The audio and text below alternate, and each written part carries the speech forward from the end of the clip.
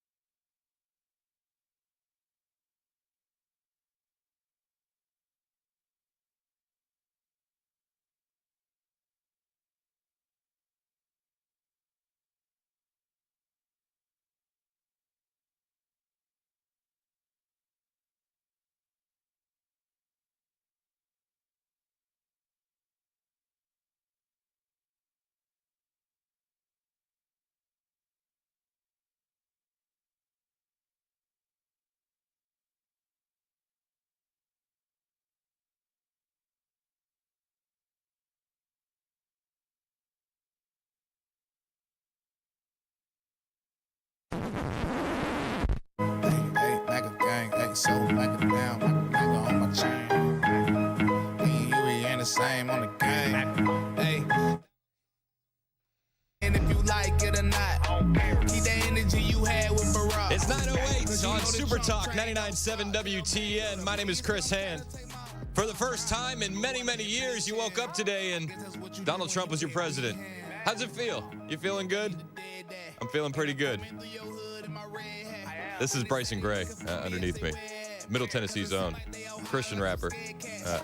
This song is from the first election, but I just felt like it fit today. It's so good. And it triggers liberals when you're driving through the parking lot. Yeah, just a little bit. Just in case you need something. Donald Trump is your president, if you like it or not. We got a lot to cover today. I mean, it seems like Donald Trump got more done in his first day than Joe Biden got done in 4 years.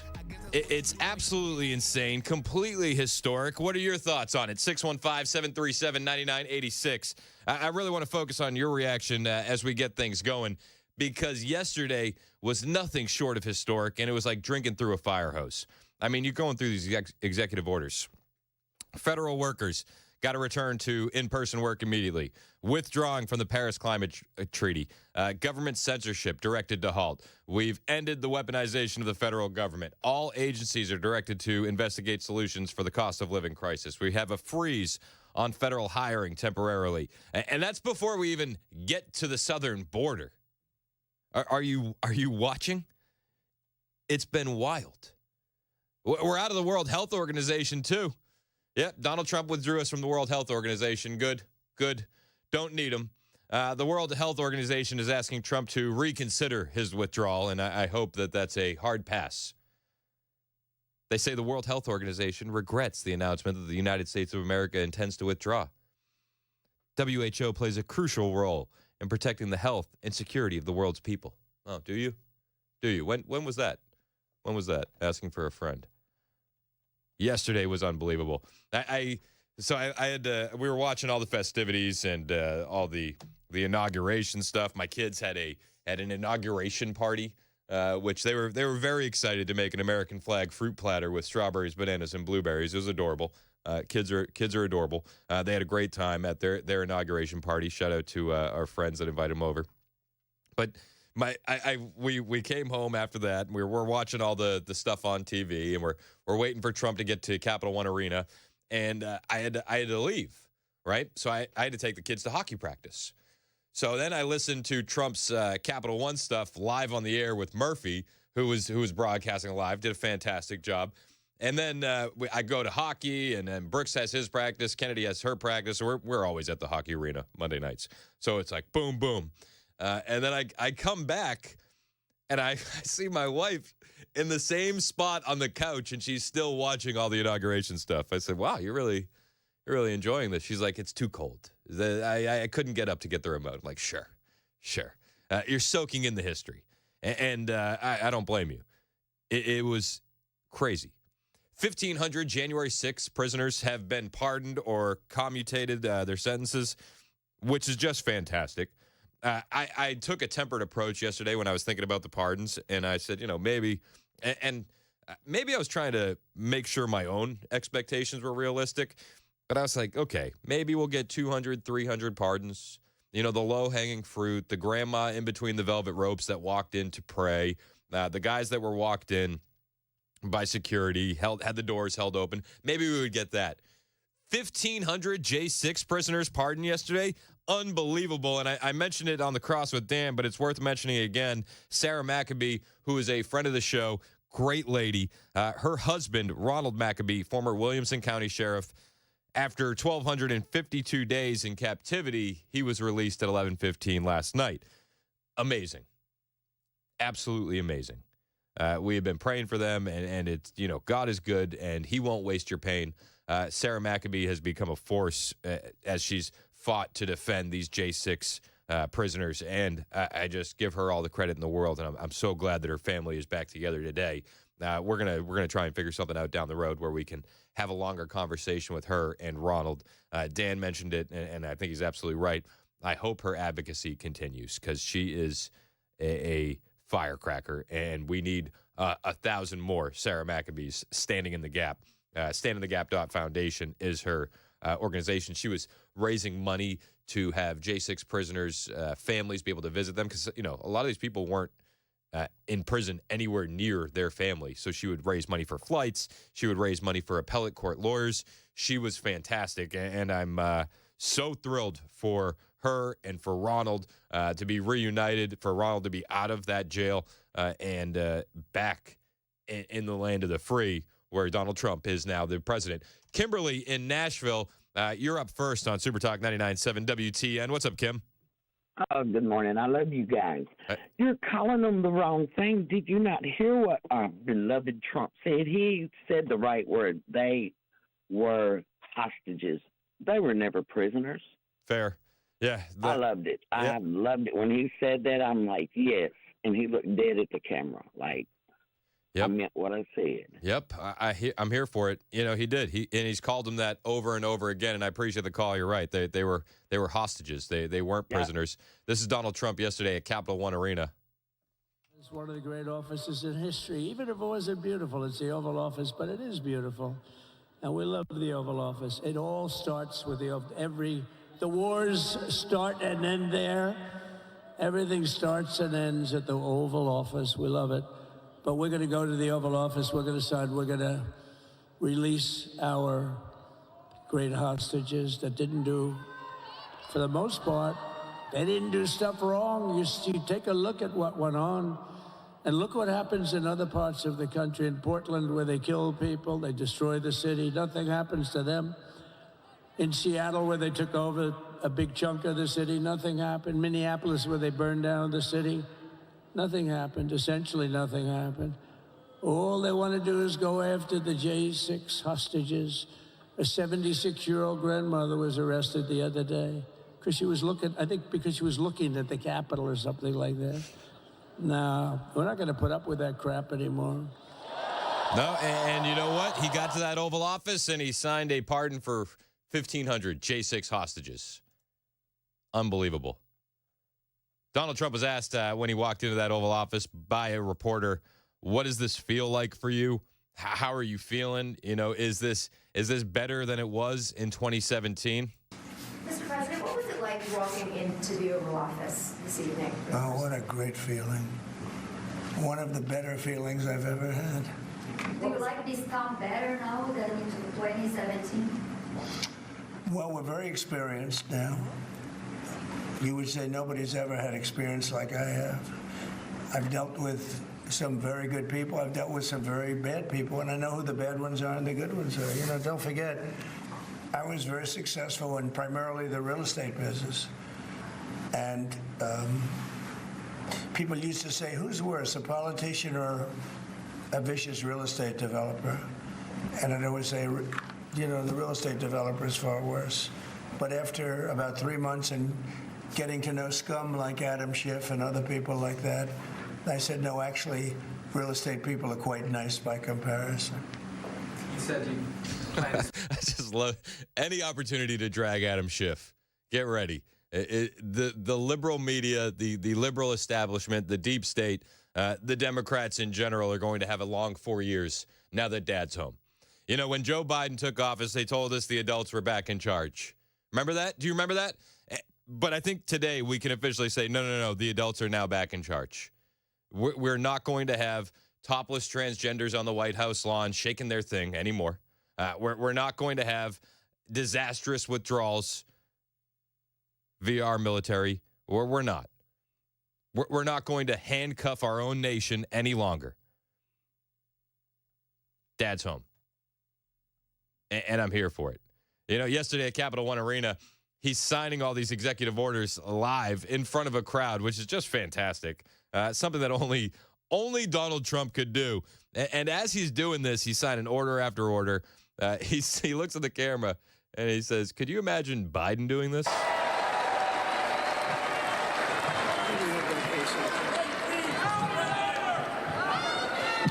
Could you imagine Biden doing this? I don't think so. You know, the crowd laughs. I don't think so. But it's not just, you know, the fact that he's signing things or stuff like that. It's like Biden wouldn't do anything pro-America in general. Come on, man. I'm serious. Enjoy the beach. He said, I'm not going anywhere. You are. You are. Chris in McMinnville, you're up next on Super Talk 99.7 WTN. What's up, Chris? Hey, Chris. Just wanted to call in and mention a point. I think this is actually a very interesting strategic move by Trump to release the January 6th prisoners or hostages, whatever you call them, because now they actually have a chance to file lawsuits and things like that for any kind of mistreatment that they received in prison or any kind of things that people misuse the legal system in Biden administration and things like that. So I'm kind of looking forward to seeing what continues and comes from this now that they've been released, and that ought to be very interesting, along with what Trump will be doing in parallel within our government, you know, to kind of make things better. But the January 6 people, they'll be able to file lawsuits. So it's kind of like the last 4 years, but only in reverse. You see what I'm saying? Yep, I hear you, man. It's going to be fantastic. Now, a lot of this is being done by executive order, and that gets dicey because a lot of these executive orders can be overturned. But if we have 4 years of just prosperity in this country, we'll get another 8 years of J.D. Vance, Lord willing.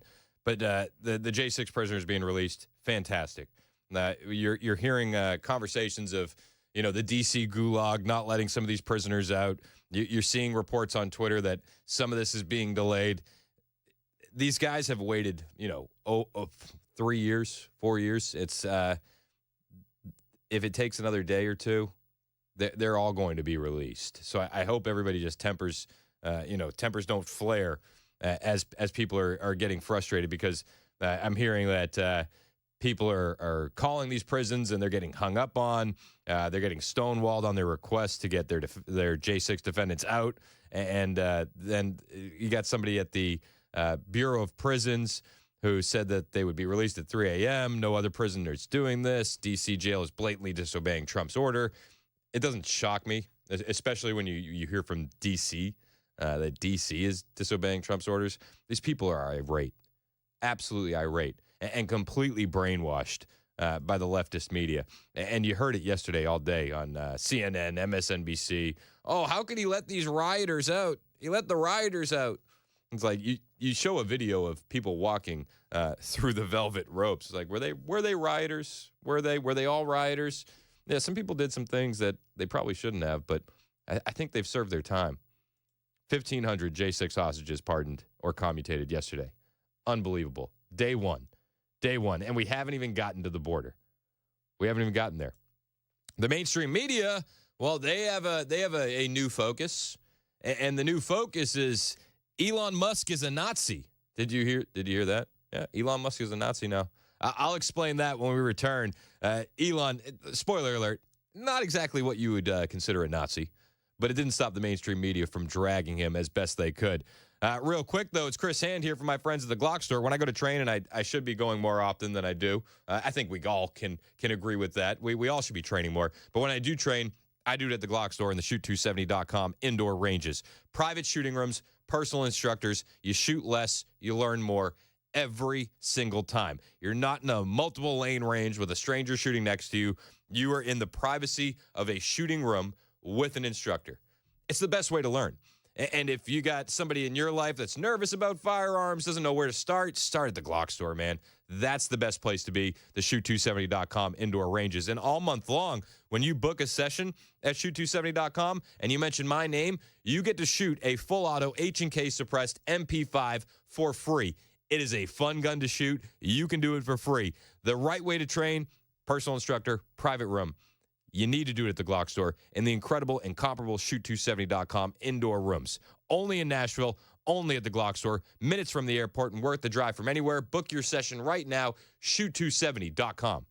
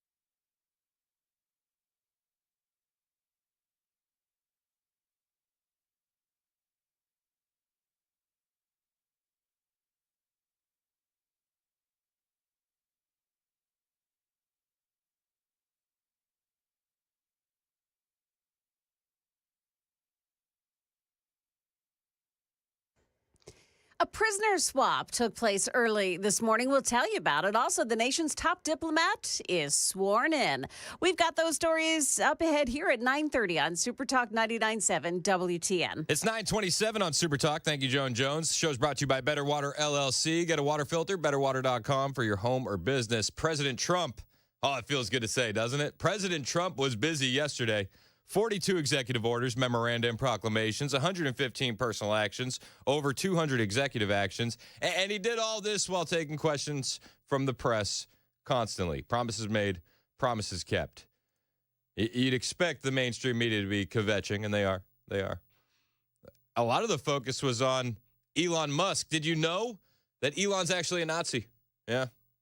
He did this thing where he slapped his chest. He says, "My heart goes out to you." And then he swung his arm out like a very excited autistic man may do. That Nazi. I know. And this is how CNN covered it. I just want to look at that salute that he gave again. Just if anybody missed it, we'll just show it again. He's just wrapped up here. You can hear the. All right, so we just showed that. We just showed that. Right. It's worth Salute. It was quick. I think our viewers are smart and they can take a look at that, but it certainly was. It's not something that you typically see at American political rallies, put it that way. No, it was not something that you usually would see. And it was quick, as you point out. It was very quick, but it was in a moment of intensity for him as he came out dancing, and then he did that. They're insinuating that he did a Nazi salute. Elon Musk. Evil Nazi. And I love that they say, our listeners are smart. They can figure this out, as we play you a quick clip with no context. But if you watch the entire clip, you hear Elon say, "My heart goes out to you." And I just want to say thank you for making it happen. Thank you.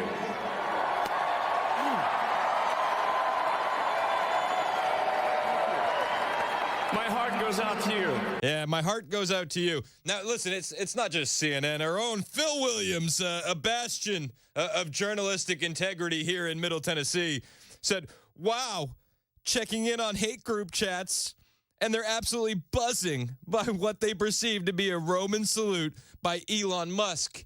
He did it twice." He did it twice. Oh, no. Does this mean that are we witnessing the Fourth Reich? Oh, my gosh. And Phil Williams also said, the notorious head of the Blood Tribe was celebrating this. Is the Blood Tribe even relevant, Phil? Can we be real? With tweets like this, I wonder if Phil Williams is even relevant. What are you doing? And you wonder why nobody takes you seriously, Phil. It's stuff like this. Let me show you a quick clip out of context and say that hate group chats are buzzing. Where are the screenshots? Where are the receipts, Phil? I didn't see any. Weird. It's 9:30 on Super Talk 99.7 WTN.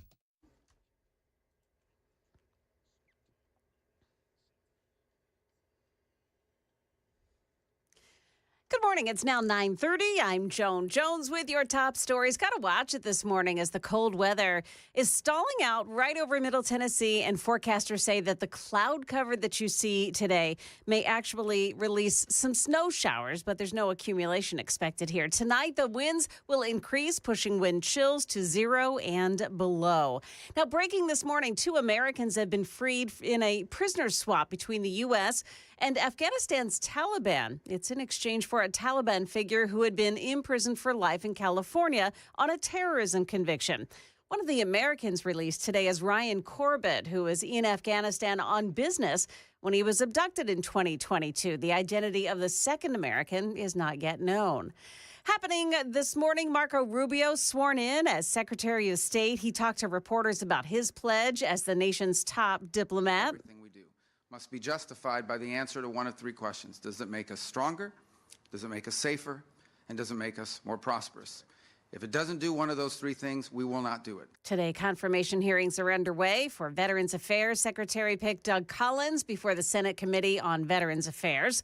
Also, Trump's choice for ambassador to the UN, Elise Stefanik. She's testifying right now before the Senate Committee on Foreign Relations. And the Senate Finance Committee is expected to vote on Treasury Secretary nominee Scott Bessent today. That's the latest news. We've got weather next. I'm Joan Jones, WTN News.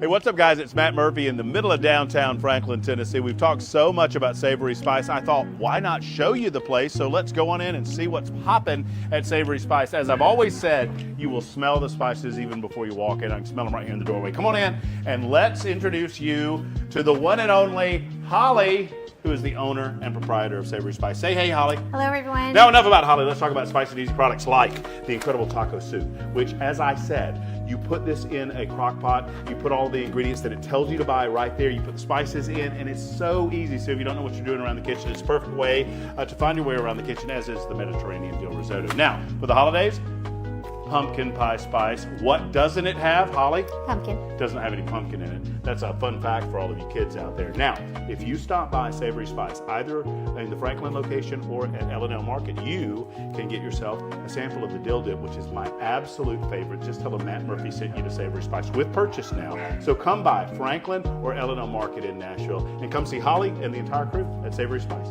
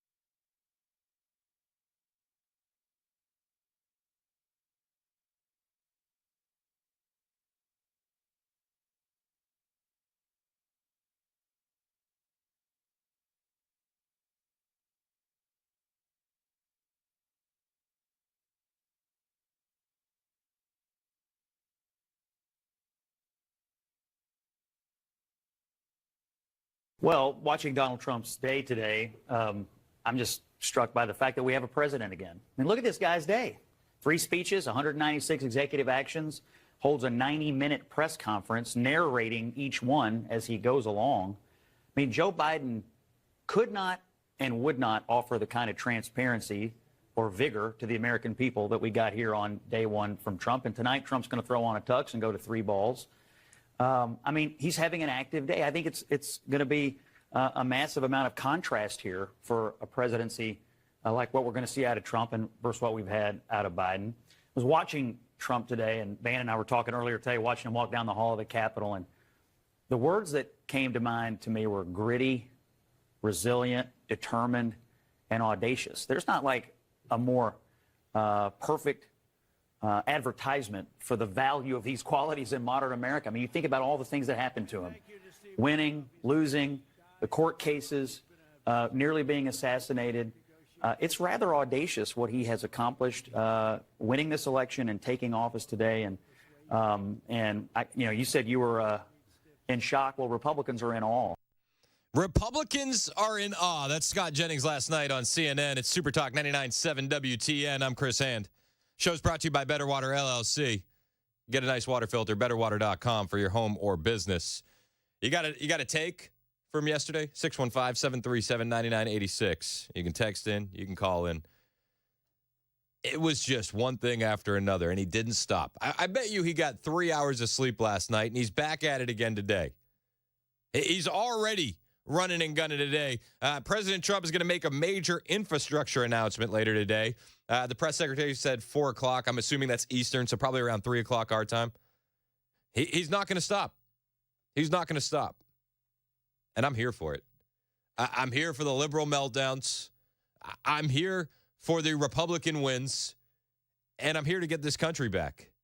And yesterday, that was on full display. I mean, immediately, once he gets into that Oval Office, he declares a national emergency at the southern border. Immediately. Big one. A lot of big ones, huh? You know what that means, right? President Trump, did President Biden leave you a letter? He may have. Wait. Don't they leave it in the day? Big one. So he's signing the executive order on the national emergency at the southern border. It's going to give him a lot more money, a lot more resources to deal with what's happening at the southern border. And President Trump began firing immigration judges and senior immigration leadership, stunning officials, per the New York Times and CNN.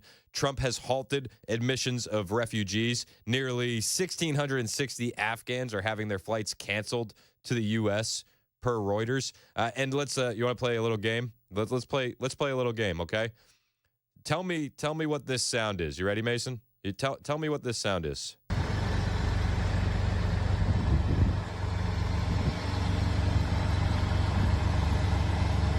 Is that what I think it is? What do you think it is? Sounds like a larger vehicle. Yep. And from the hype that we've been pushing towards the past couple of days. Is that our trash truck? It's not the trash truck. What you're hearing is Texas installing more buoys in the Rio Grande to stop illegal immigration. And you know what the best part is? Let's go. Texas isn't going to have to deal with a lawsuit from the federal government to remove them. We're so back. We're so back. Let's go. So Texas is putting more buoys in the Rio Grande to stop illegal immigration. In El Paso, Texas, the port of entry was shut down as Trump took office. Just closed. Those at the border were warned of possible application of force from officers if they entered. That's a bit of a change of pace, is it not?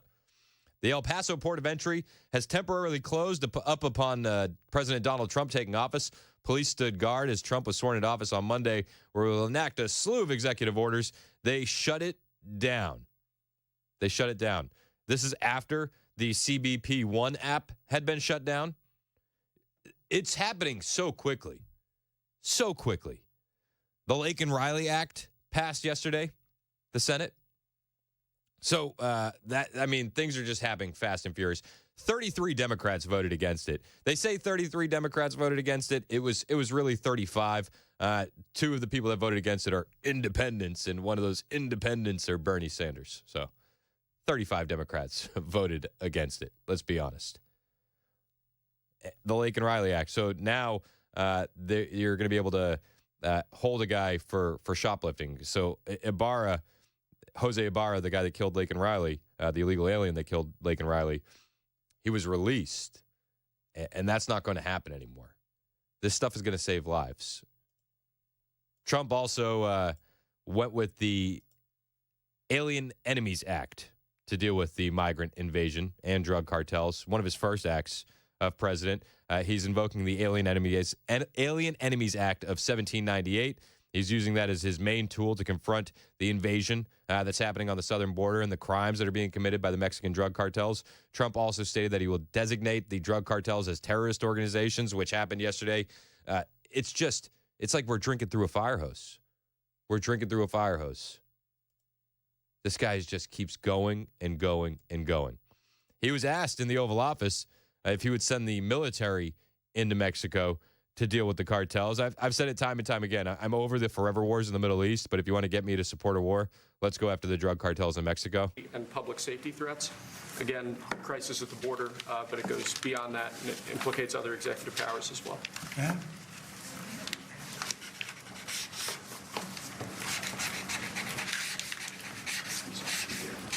President Trump, if cartels are now going to be seen as foreign terror organizations, would you think about ordering U.S. Special Forces into Mexico to take them out? Could happen. Stranger things have happened. Mr. President, And that was actually that Maduro would accept Venezuelans. Say it. How will you make sure that Maduro will accept Venezuelans? Well, we're going to see in Venezuela. We're looking at. He says, stranger things have happened. Will you use the military? Will you send the military into Mexico to attack the cartels? Stranger things have happened. It could happen. I love how he does, for starters, he doesn't telegraph his plan, right? Like, even if it's a yes or a no, he's like, well, maybe. He's not going to let the cat out of the bag. But it's on the table now. Another thing he did yesterday was he ended birthright citizenship for illegal aliens. Massive. I mean, this essentially, if we didn't have birthright citizenship, we wouldn't have the Dreamers conversation, right? Like, we just wouldn't have to deal with that. He signed an executive order yesterday ending unfettered birthright citizenship for illegal aliens coming into the U.S. This next order relates to the definition of birthright citizenship under the 14th Amendment of the United States. That's a good one. Birthright. That's a big one. What about that one in the course? That one is likely to be challenged. Could be. We think we have good grounds, but you could be right. I mean, you'll find out. They said that one could be challenged. He said could be. I think we have the ground, and people are already lining up to sue for that. It's ridiculous. We're the only country in the world that does this with birthright, as you know, and it's just absolutely ridiculous. But we'll see. We think we have very good grounds. Sir, people have wanted to do this for decades. Sir, this is a proclamation. And Forbes is already reporting that people are lining up. Lawsuits are being readied to challenge that one. It'll probably go all the way to the Supreme Court. And I do think that the Supreme Court, our conservative majority Supreme Court, will rule in favor of Donald Trump on that one. I think so. But you know what? It took a few years. MSNBC is actually back down at the border. They're now covering it. They weren't covering it when it was an absolute disaster under Joe Biden, but they're covering it now. Rachel Maddow talking about that on MSNBC last night. A state of emergency is officially now in effect on the border. Does it feel like an emergency where you are standing? Feels no different than 20 minutes ago or 30 minutes ago or an hour ago when we got here early this morning, Rachel. The one practical change that we do know that has gone into effect here is that CBP One app that was put into place by the Biden administration, part of their stated effort to have a more fair, safe, humane, orderly process at the border, has been discontinued by the Trump administration and President Trump. I have to say I've reported from this spot over the course of 4 different presidential administrations for NBC News and MSNBC. In the Obama administration. So this guy's been down there a bunch. He says, well, it's no different. And he says this while he's standing in front of a portion of the wall. Doesn't feel like an emergency to me, Rachel. Is it because that portion of the wall works? Can we get you down to Yuma, Arizona? Can we get you down to Eagle Pass, Texas? You know, this guy's sitting in Otay Mesa, California, at a section of the border that is covered by not one, but two walls. It doesn't feel like an emergency to me, Rachel. Okay. This is the media for you. Trump is also saying that, the deportation locations have been pretty much picked out where this is going to start. L.A., Denver, Philly, D.C., Chicago. Major cities around the U.S. could see immigration and customs enforcement raids as early as this week as the Trump administration looks to crack down on illegal immigration and start mass deportations that were promised. Cities being targeted for early enforcement: Chicago, Denver, Los Angeles, Philadelphia, and Washington, D.C., several sources told NBC. Chicago was set to be the first city hit, but that operation has reportedly been placed on hold. Two sources with knowledge of the plans told NBC. The sources stressed that the operation has not been canceled, just that Chicago will no longer be the first city targeted. Trump administration border czar Tom Homan told ABC News, "We're reviewing any plans in Chicago because of the leak," saying news reports on the operation may put officer safety at risk. So that's why there's a bit of a delay in Chicago. They want this to be as safe and as orderly as possible. It would be a lot more safe and a lot more orderly if these sanctuary cities would get on board. And hopefully Trump can threaten them and cut some funding if they don't want to get on board. But as these deportations are set to happen, make no mistake about it, those media reports that we're going to be seeing are crying migrants, and they started yesterday. They started yesterday. What looked like a photo shoot, and you can hear all the clicks in the background of this clip. There's a migrant crying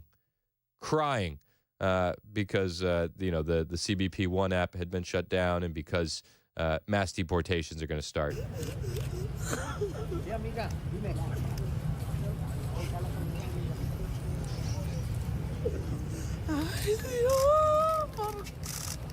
Do you hear all the photo clicks? Do you understand that this is going to be weaponized against the American public? They're going to use this emotional propaganda to make you not support this. Don't buy it. We don't even know this person's an illegal alien. She could be a Democrat operative. Let's be honest. And nobody else around her seems to be having an issue. It's just one woman surrounded by 15 reporters. But hey, get ready to see that on CNN. Get ready to see that on MSNBC. This is where we're at. It's going to be a fun 4 years. And the mainstream media is going to be kicking and screaming every step of the way. The Democrats are going to be kicking and screaming every step of the way. Though I will say, at the inauguration yesterday, the protest energy was just soft. Did you notice that? Just soft and weak. There was one guy that brought a guillotine to a protest, and it was like three people around a guillotine. One of those people were holding a pride flag, and I don't know about you, it doesn't really strike fear into my heart. It's like three people. One sign said, "The revolution is now," and then a pride flag and a guillotine.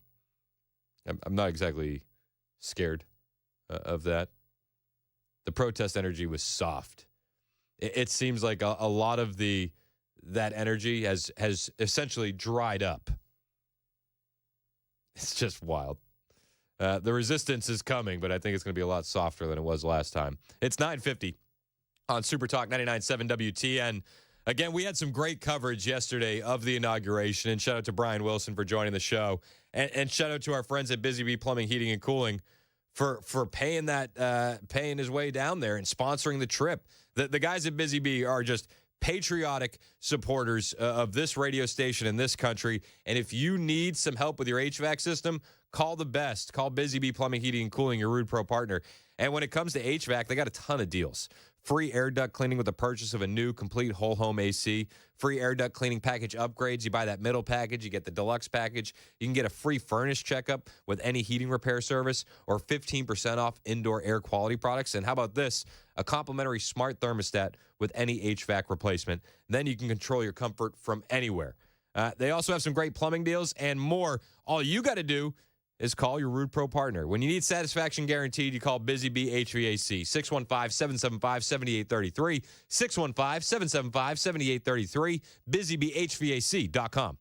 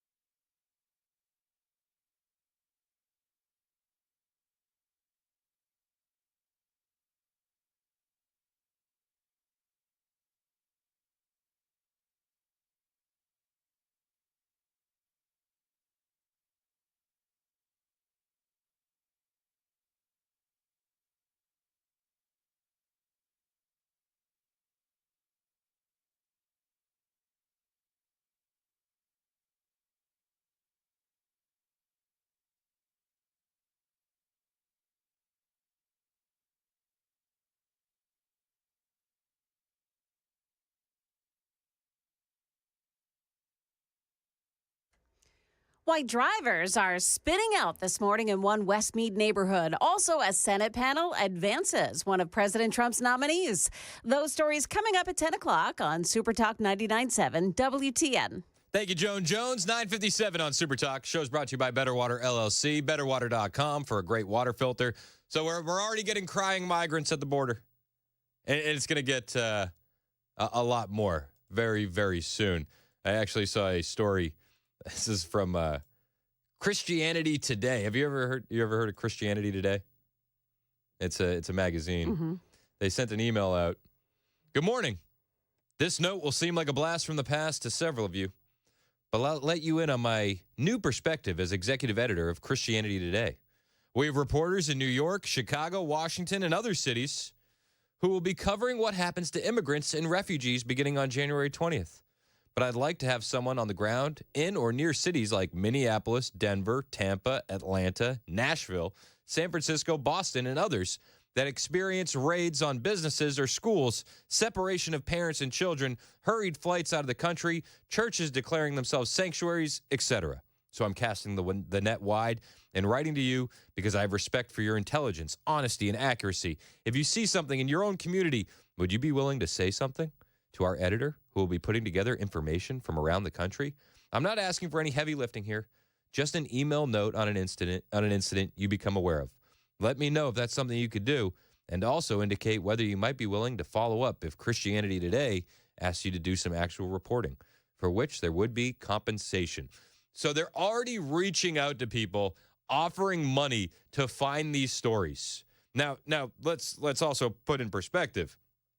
They're only asking for the stories on the ground that relate to the migrants, right? They're not asking about the families that deal with the crime that's brought by these groups, the crime that Tren de Aragua brings to apartment complexes or brothels here in Middle Tennessee, if that was Tren de Aragua. They don't want anything to do with that. They want videos of kids crying. They want videos of women crying. They want emotional manipulation. This is going to get kicked into overdrive before we know it. So I just want to put that out there. If you see something from Christianity Today, just know that they're fishing for this. They're fishing for these stories. And they want separation of parents and children, hurried flights out of the country, or churches declaring themselves sanctuaries. It's one-sided. And they understand that the money is going to be in the emotional manipulation. So that's what they're focused on. Don't buy it. Don't buy it for a second. They're fishing for this stuff.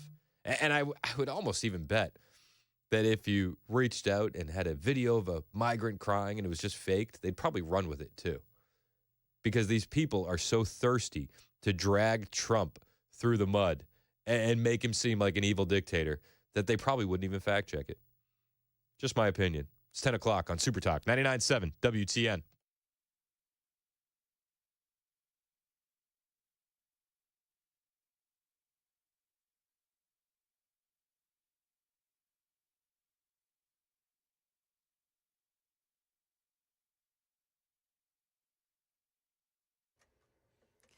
Good morning, 10 o'clock now. I'm Joan Jones with your top stories. 21 degrees and we're headed to 25 today, and a cold weather advisory from the National Weather Service later today into tomorrow morning. We'll have more on the forecast in a moment. Well, water main breaks in several locations because of this cold weather, and it sent water flowing into some busy intersections this morning. Now we're learning that at least 2 car crashes have taken place after that water froze over. Metro Water Services repaired a water main break early this morning in the Westmead neighborhood on Harding Pike. That's where 2 car crashes were reported. There are sites where water main breaks have occurred, and there may be some ice in any of them. You can see the locations of the water mains by Googling Nashville water main break. 5 teenagers have been arrested in Franklin for an attempted burglary using their car. Franklin police say that those teens attempted to plow the vehicle through a gun store on Beasley Drive at 4 o'clock this morning. Police say they weren't able to make entry, and they were taken into custody after their vehicle was found on Concord Road in Brentwood. Their identities are not being revealed because of their ages. President Trump's pick to lead the Treasury won bipartisan support this morning. Scott Bessent's nomination has cleared the Senate Finance Committee by a 16-11 vote. That clears the way for a Senate floor vote in the coming days. President Trump's nominee as ambassador to the UN, Elise Stefanik, is sitting before the Senate Committee on Foreign Relations. Part of her opening remarks this morning. It is imperative to ensure strong American leadership at the United Nations. I share President Trump's vision of a UN reformed by strong America first, peace through strength, and a return to this founding mission of promoting peace and security around the world. Now, if confirmed, Stefanik will forfeit her New York congressional seat, giving New York Governor Kathy Hochul 100 days to declare a new election. As President Trump settles back into office in the White House, he has some key meetings today with Republican allies.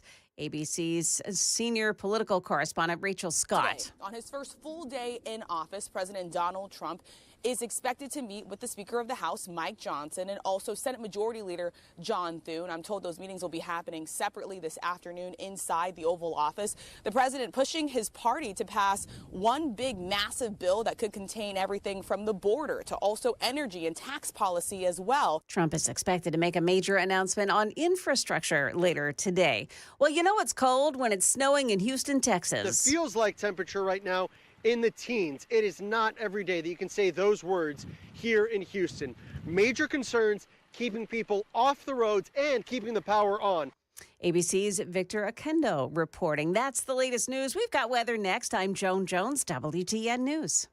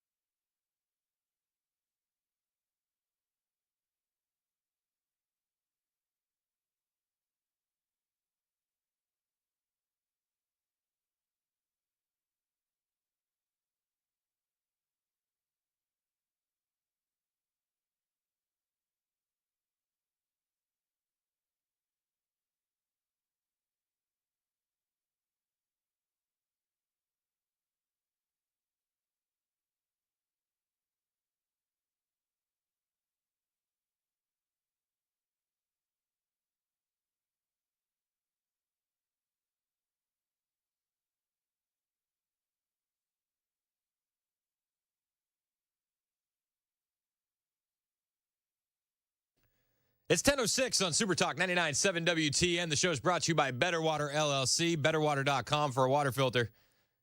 You can find me on Twitter, True Social, and Instagram at Chris Hand on Air. Hit the follow button. You can watch the show on Super Talk TV, Facebook, YouTube, Twitter, Twitch. You can listen to us on the iHeartRadio app, the TuneIn app, and if you miss anything, podcasts are always on Spotify and Apple. I just saw a tweet from Tim Burchett.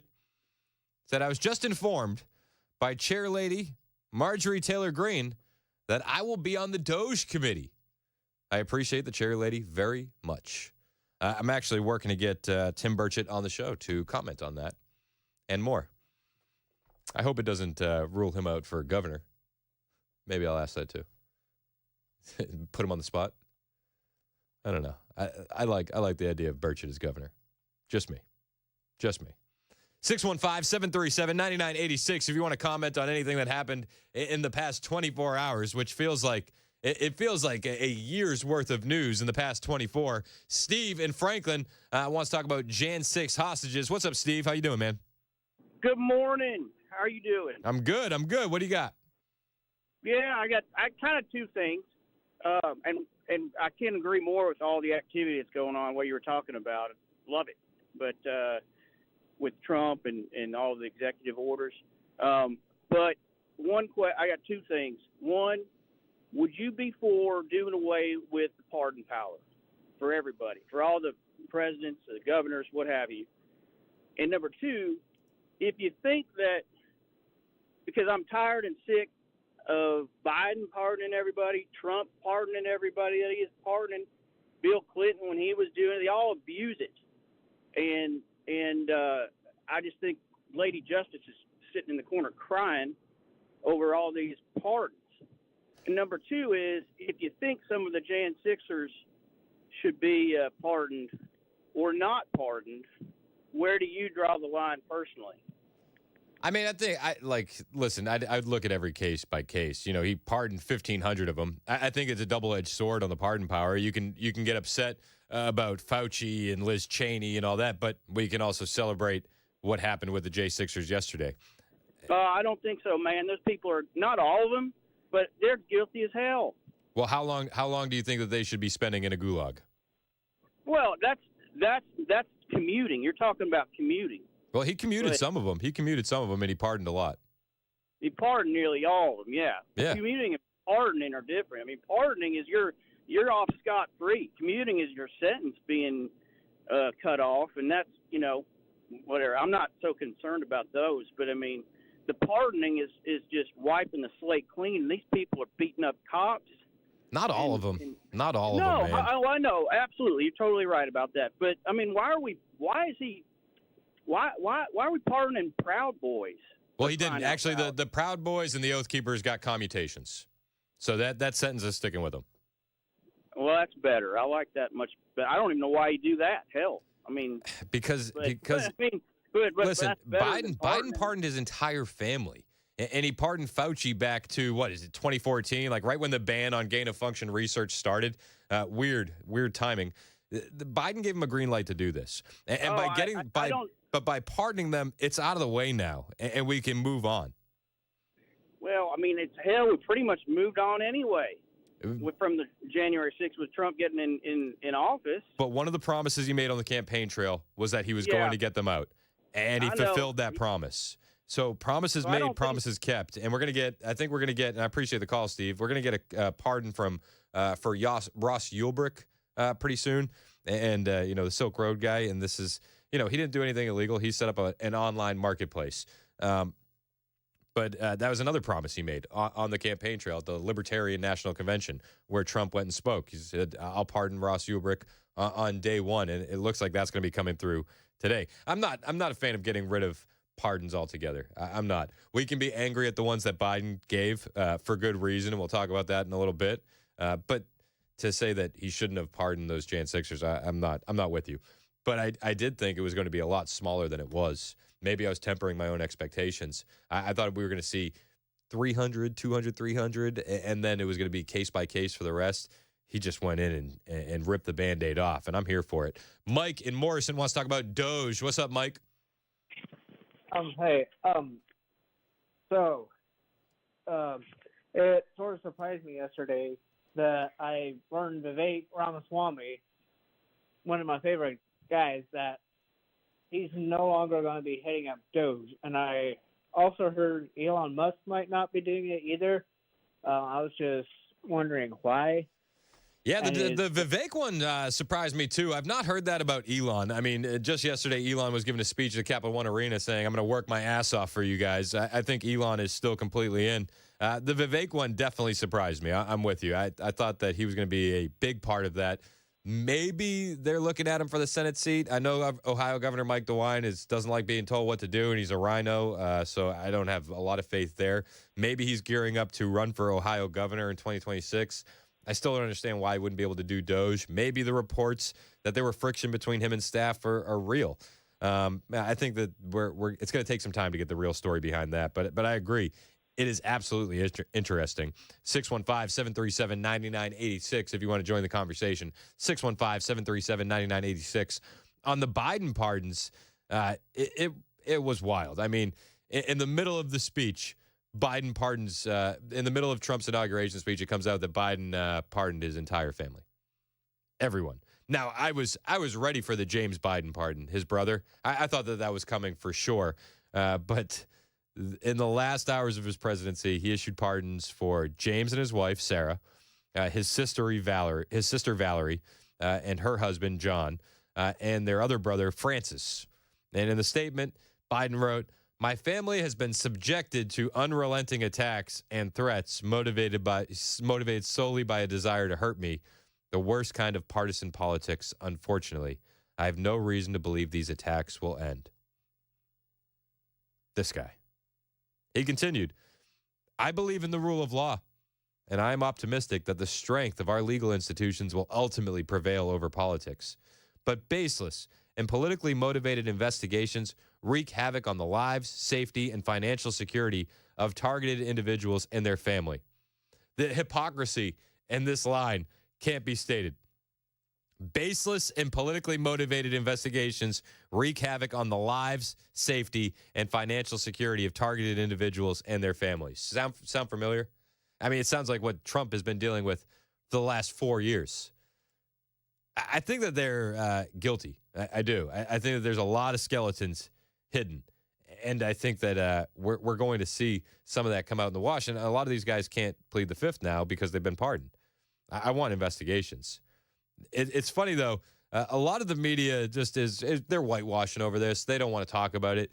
But if you flash back to 2020, these same talking heads were on the news talking about Trump possibly giving out preemptive pardons, and they hated the idea. Preemptive blanket pardons? I mean, I haven't heard about this since, like, Monopoly with a get-out-of-jail-free card. Trump has discussed with advisors whether to grant preemptive pardons. What does that say? That he wants to excuse them for things before anybody's even saying there's an investigation. President Trump, as he winds down his last few weeks in office, is considering preemptive pardons. What a mess. More as we know.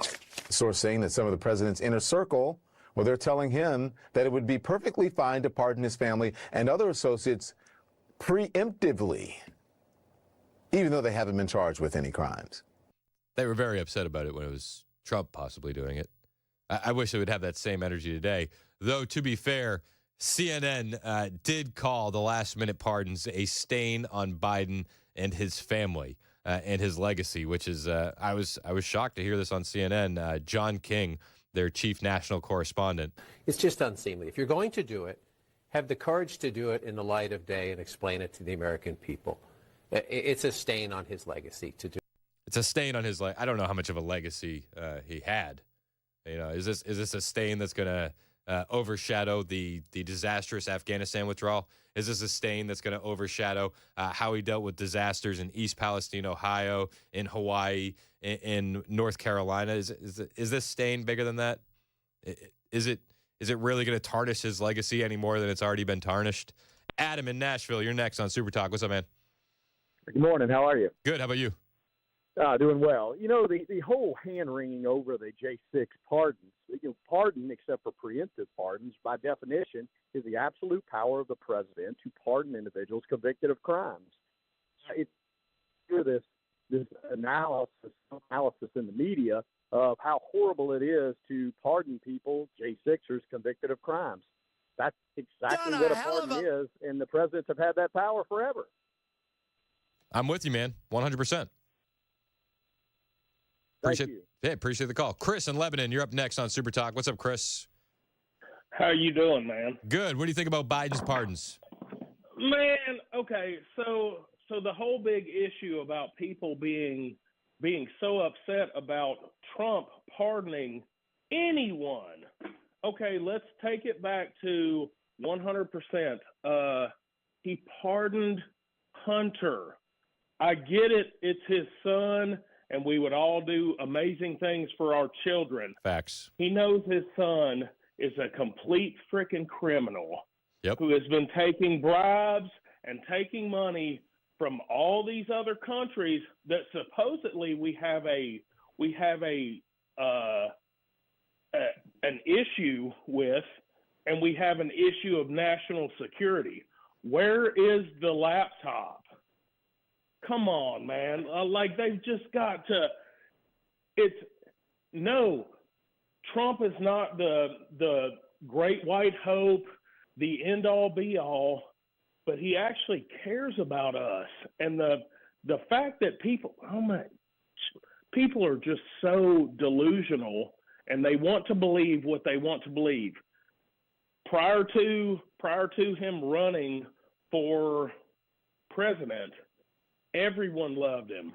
He was on Saturday night, Saturday Night Live, all these different things.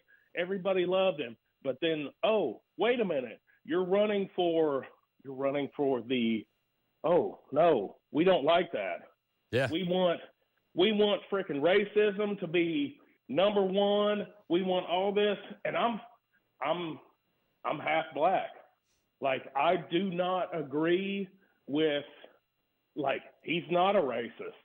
He's done more things for, Americans, for Black Americans, for Indian Americans, for Mexican Americans than anyone else. And yet, let's just vilify him. It's absolutely disgusting. I do think that narrative has changed. I mean, and you saw it when he got a record number of black votes than any other Republican president in history. You know, you're seeing the tide turning. I don't think it's the same energy that we saw in 2016. But you're right. The media is still going to scream racist, and we saw it when they tried to say Elon was doing a Nazi salute. CNN did. It's not going to stop. What's crazy, have you ever seen the movie American History X? Yep. They talk about on there, they're like, yeah, blah, blah, blah, these liberal this, Democrat this. It's like, where did they lose sight of the fact that the liberals and the Democrats are the more racist party, period? But yet, nobody wants to think about that because, oh my God, honestly, they might as well just put a hood on Donald Trump. Yeah, I mean, that's what they tried to do in the media. You're absolutely right, and I appreciate the call, Chris. Thanks so much. Yeah, they tried to do that over and over and over again. Yeah, you look at the crimes that the Biden family is accused of, and that have been essentially proven via the House Oversight Committee, via IRS whistleblowers, and he just pardons his son. He also pardoned Anthony Fauci, Mark Milley, Liz Cheney, and others. Insanity, absolute insanity. 615-737-9986 if you want to join the conversation. We'll take more of your calls on the other side, plus an update on the portrait of Mark Milley. Did you see his little portrait that he got? They all get a portrait that gets hung up. His portrait, it was so weird. It was like the desk was like up to his rib cage. It made him look really, really short. But that portrait has since gone missing from the Pentagon. I'll tell you what people are saying when we return. It's 1021 on Super Talk 99.7 WTN.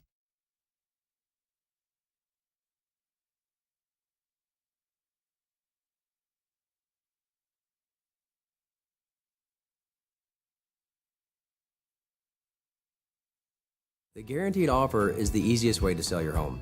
It's really simple. We bring you an all-cash offer. You close in as little as 21 days. No home inspections, no lockboxes, no open houses. Go to markspain.com to get a guaranteed offer and start packing.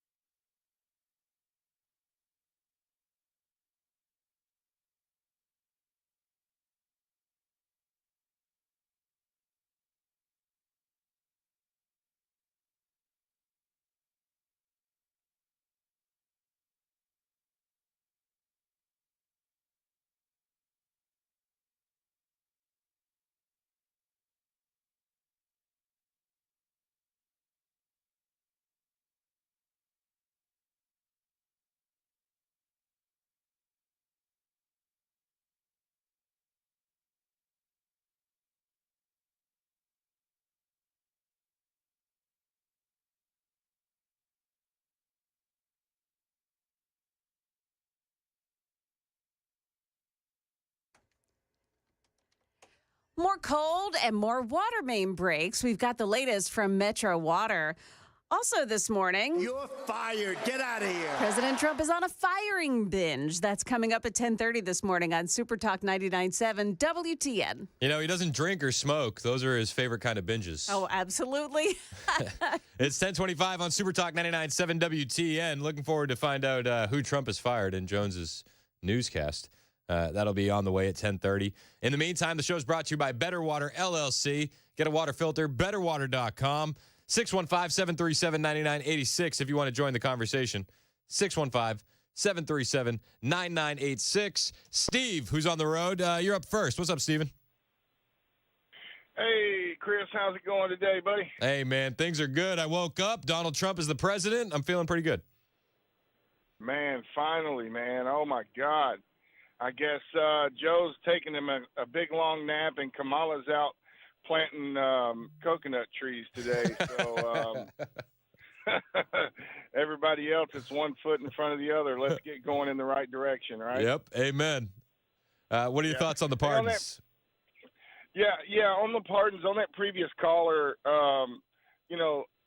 pardons are something that we need, but I believe it's the pre-pardons is something that we don't need. I've never heard of a preemptive pardon before in my life until all this stuff with Biden started going on. To me, we should let the court systems do their let it do its job. You know, that's what they're there for. That's why we have all the way up to the Supreme Court. I don't understand how somebody can be pardoned before they're even presumed guilty or brought before a court or a jury to find out, the truth. The pardoning on one hand is good for people that are innocent and that are proven innocent, but it's bad for people that are guilty that just get out and have no consequences. So pre-pardoning is something that should go away immediately, I think, or at least should be looked at through a higher court and approved through, judges and the court system. Yeah, I'm with you, and I appreciate the call. And, leftist media never used to be a fan of preemptive pardons. Again, we can go back to right when Trump was leaving office, Joy Reid talking with Adam Schiff about preemptive pardons. Have you ever heard of somebody getting a preemptive pardon who was innocent of all crime? Who's just an innocent person? Have you ever heard of that? Just somebody getting a blanket pardon and they're an innocent person? But no, it's the president's own family. It's people that have been covering up for the president in addition to his own family. It's funny when you put it in the context of Biden preemptively pardoning his family. But it wasn't just Adam Schiff. It wasn't just Joy Reid. It was everybody in the mainstream media. Family. Is there an innocent explanation for someone to seek preemptive pardons for family members? Would you do that if you knew you were innocent and just worried about outside forces? The answer to that is going to be no. If you haven't done anything wrong, you sit there and go, what do you need a preemptive pardon for? If he pardons people preemptively, he's essentially telling the public that these people have committed crimes. And we may not be aware of what they are, but the pardon is clear evidence that crimes have been committed. I imagine if he decides to issue these preemptive pardons, it will be cast in a way that he is protecting his family and protecting their reputations from, villainous exterior forces that are against him. First, I mean, does that sound familiar or what? Like, that's exactly how Biden explained it just yesterday. That this is it. These people don't understand that the internet still exists, right? Like, these people don't understand that they're going to be held accountable for what they say. And the leftist media were totally against these preemptive pardons. First off, we should just take a deep breath and acknowledge the audacity of a president who's so clearly concerned about his own criminal culpability and that of his family members that pardons are a major obsession with him. The idea of a kind of prospective pardon, this sort of permanent federal get-out-of-jail-free card, that seems to be what we're talking about in the case of this, right, with Giuliani and his 3 eldest children who, as far as we know, have not been convicted of a crime. Maybe they've committed a lot, and they don't want to face action. I don't know. It's weird. I wouldn't ask for a pardon. I don't think I deserve one because I don't think I've done anything criminal. But, where does that come from, that concept that you can just kind of wave your magic pardon wand? We have Tish James. We have Xavier Becerra. Mimi Roca is literally my DA in my town. There will be opportunities to prosecute these people regardless if they abuse the pardon power as they are thinking. Hopefully, Ellie, there will be a skyfall on this entire crime family, and there will be another day for them to die. The president does indeed pardon, let's say, Rudy Giuliani or any members of his family. Would you see that, and I asked Preet Bharara this question, as essentially an admission of guilt? I certainly would view it that way. I think millions of Americans would view it that way. If there was no belief in criminality, why would he think a pardon was necessary? CNN has learned President Biden will pardon his son Hunter Biden. Yeah, and the rest of his family. It's 10:31 on Super Talk 99.7 WTN.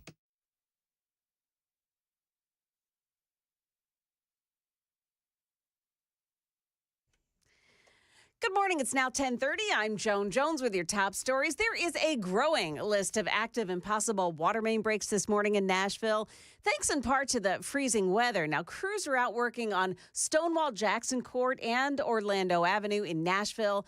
They're also on Central Pike in Hermitage and also Xavier Drive in Antioch. Careful in those spots this morning for icing conditions on the roads. Well, just after midnight, President Trump fired 4 high-profile presidential appointees. Writing on Truth Social, Trump said that he fired Brian Hook from the Wilson Center, General Mark Milley from the National Infrastructure Advisory Council, celebrity chef Jose Andres from the President's Council on Sports, Fitness, and Nutrition, and former Atlanta Mayor Keisha Lance Bottoms from the President's Export Council. Trump says they do not align with his vision of making America great again, and there'll be more firings to come. Well, before leaving office, former President Biden pardoned a man who killed 2 FBI agents. Native American activist Leonard Peltier was convicted in 1977 of killing 2 FBI agents. He's always denied it, and over the decades, Peltier's defenders have argued the case against him was flawed. In 2000, his then-attorney told ABC News, Mr. Peltier was convicted only after the FBI terrorized a number of witnesses. In recent weeks, former President Biden was strongly urged by then FBI Director Christopher Wray not to grant the 80-year-old clemency, and the FBI Agents Association now says it is outraged by the move. Stephen Portnoy, ABC News, Washington. Among the hundreds of executive orders yesterday from President Trump, the pardon of 1,500 people connected to the riot at the Capitol on January 6, 2021. It's an issue a Secretary of State wouldn't normally talk about, but ABC's Craig Melvin tried with Marco Rubio. I think it's unfortunate. You know, our first engagement is I agree to come on this morning with you. I'm going to be working on foreign policy issues, and you want to revisit these issues that are going on in domestic politics. It's not going to happen. If you have questions for me about foreign policy and engaging in the world, I'll be happy to talk to you about those. That is the latest news. We've got weather up next. I'm Joan Jones, WTN News. Thank you, Joan. 10:33 on Super Talk 99.7 WTN. When the snow melted and it turned to water, did it get in your crawl space and basement? If you're having that issue, you got to call the best. You got to call United Structural Systems. They're your waterproofing experts, and they've been doing it in Middle Tennessee since 1994. We actually have more rain coming this weekend. Have you gotten your waterproofing issues fixed? If you haven't, it's going to lead to more problems. It's going to lead to wood rot. It's going to lead to mold. It's going to get worse, and it's going to cost you even more. Now, when you get USS to your home, you're not getting a sales guy who's working on a quota. You're getting an expert who has no problem telling you if there's no problem. And they have no problem bringing you the truth if you need to get something fixed. Call who homeowners trust. With over 30,000 satisfied customers, it's easy to understand why United Structural Systems have been around since 1994. If you're seeing standing water in your crawl space, wet basement walls, cracks in your basement floors, that's your house trying to tell you to call USS. 615-488-7855, 615-488-7855, online at USSTN.com.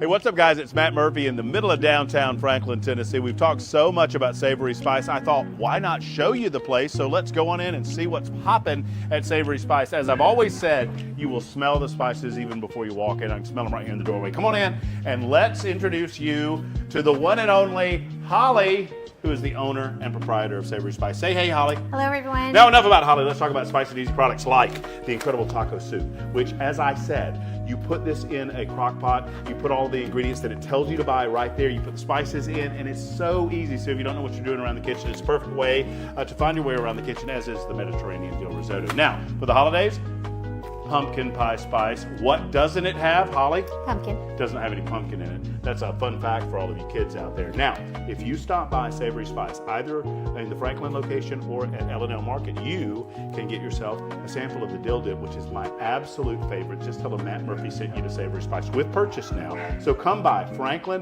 or L&L Market in Nashville and come see Holly and the entire crew at Savory Spice.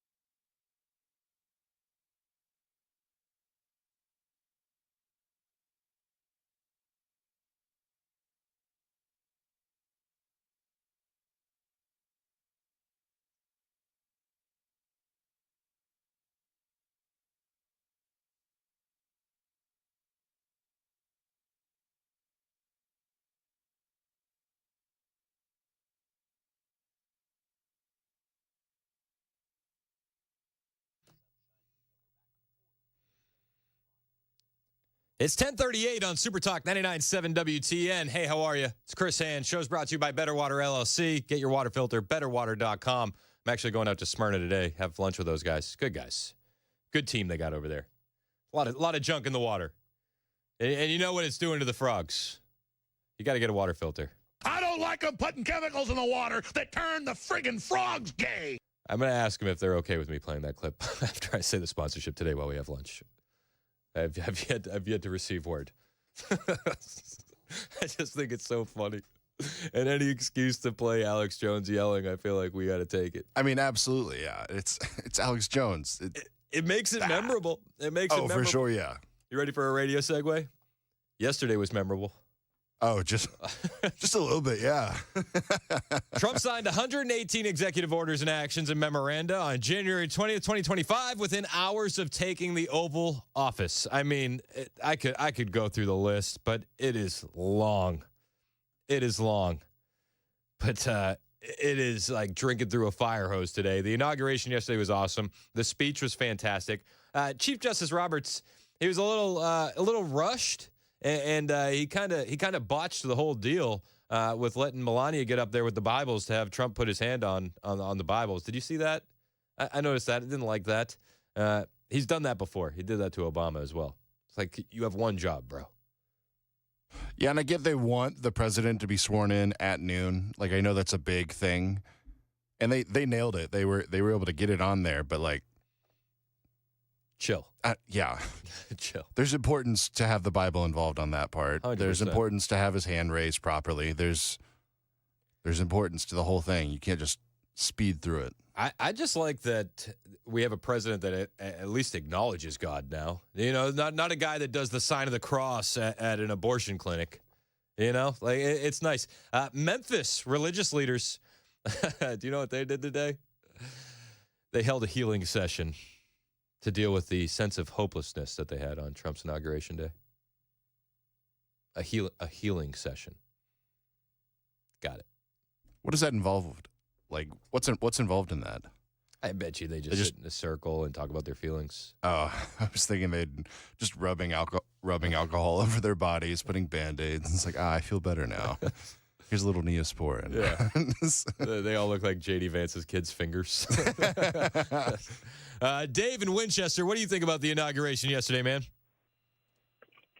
Hi, Chris.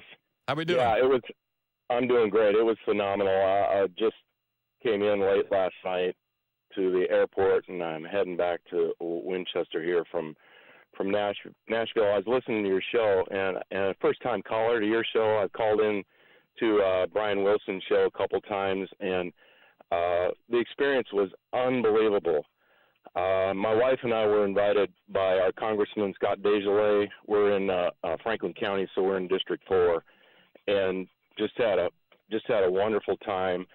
I guess first and foremost, in my opinion, we all need to thank God Almighty because our prayers were answered on Election Day. Amen.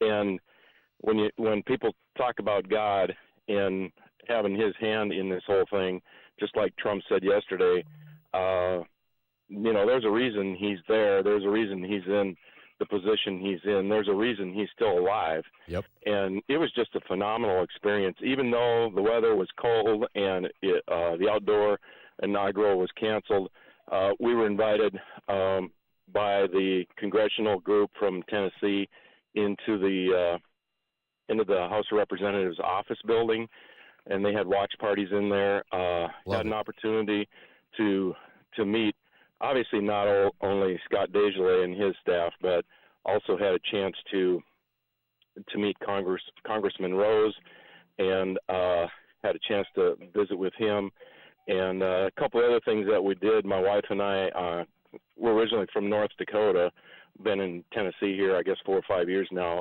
We were invited by the South Dakota people to crash their party. Had a chance to meet John Thune and Kristi Noem, and we met Marco Rubio, our new Secretary of State, and also his replacement, Senator Moody, who's just a phenomenal lady. And we're just blessed as a country, as a state, we're blessed to have the leadership that we have. And with the new leadership, we are going to see the golden age of the USA right around the corner. I firmly believe that. Amen. However, I want to say one thing. Your radio show, WTN 99.7, does a phenomenal job. I've told Brian Wilson this before when I've called in and thanked him for his service before he retired, because I think a lot of what happened in this election had to do with what y'all do with your radio station, what Rush Limbaugh started, and just communicating the truth to people so that people finally have woken up, I think, so to speak, and decided to, I guess, do away with the politically correct agenda, which comes from the pit of hell, in my opinion, and just focus on the difference between right and wrong and good and bad. However, the most famous person in my mind, the one that I was most excited to meet, was Brian Wilson. I love it. And his Cabana wife yesterday. He was had a chance to talk to him briefly before he interviewed Congressman Rose. We were all in the same viewing room for the inaugural, and obviously the congressmen and senators and everybody were in the rotunda where Trump was, live and in person. But it was a phenomenal experience, and the future of our country, the future of our state is, I believe it's the golden age. And one last question before I go for you. I believe, and this is just my opinion, I think Congressman Rose would be a wonderful future next governor of the state of Tennessee. And just want to see what your thoughts were on that. I'll hang up. No, don't hang up yet, because I have a question for you too. I like the idea of Rose. I think a lot of the donors and a lot of the Republican establishment want Marsha Blackburn, so I think that we'll see what happens. I'd like the idea of Tim Burchett too, personally. You said you met a lot of people. For me, when I meet a lot of people, I judge the hell out of them by their handshake. I do. I do too. Who had the softest handshake out of the Republicans that you met? Marsha Blackburn. I met her at the Capitol Hill Club. She's a wonderful lady, very, very professional, very dignified. I don't judge the ladies on the handshake as much, but like with Thune, was it a good handshake? Yeah, Thune has a strong handshake. He does. He is a phenomenal person. He is going to obviously be a great leader for our country, and as a majority leader in the Senate. I heard on the news he's meeting with Trump later today, as is Mike Johnson. I think they're meeting separately, and yeah, Trump is off to a great start.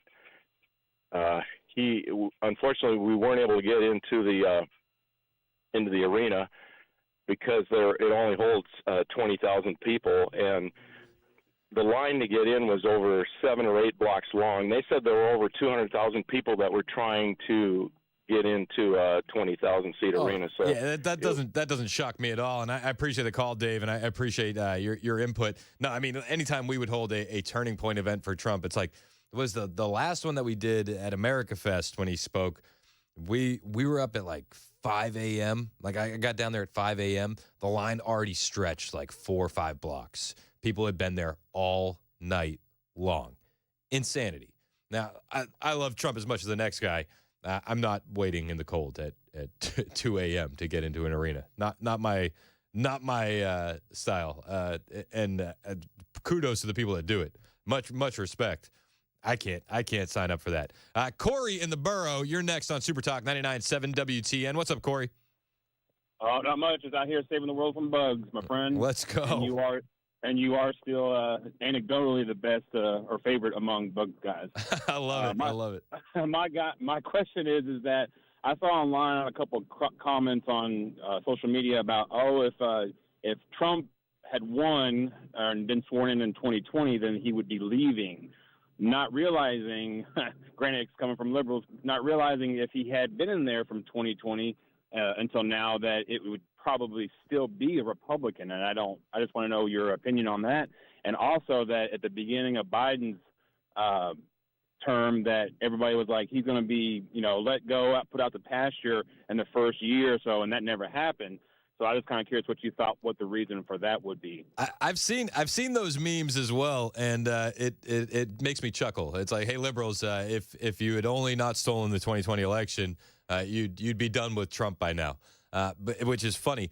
Listen, I think that everything happens for a reason. I do think that God has a plan. And when you look at what happened to Trump after he left office, had he won, we wouldn't have had the Republicans in the Congress.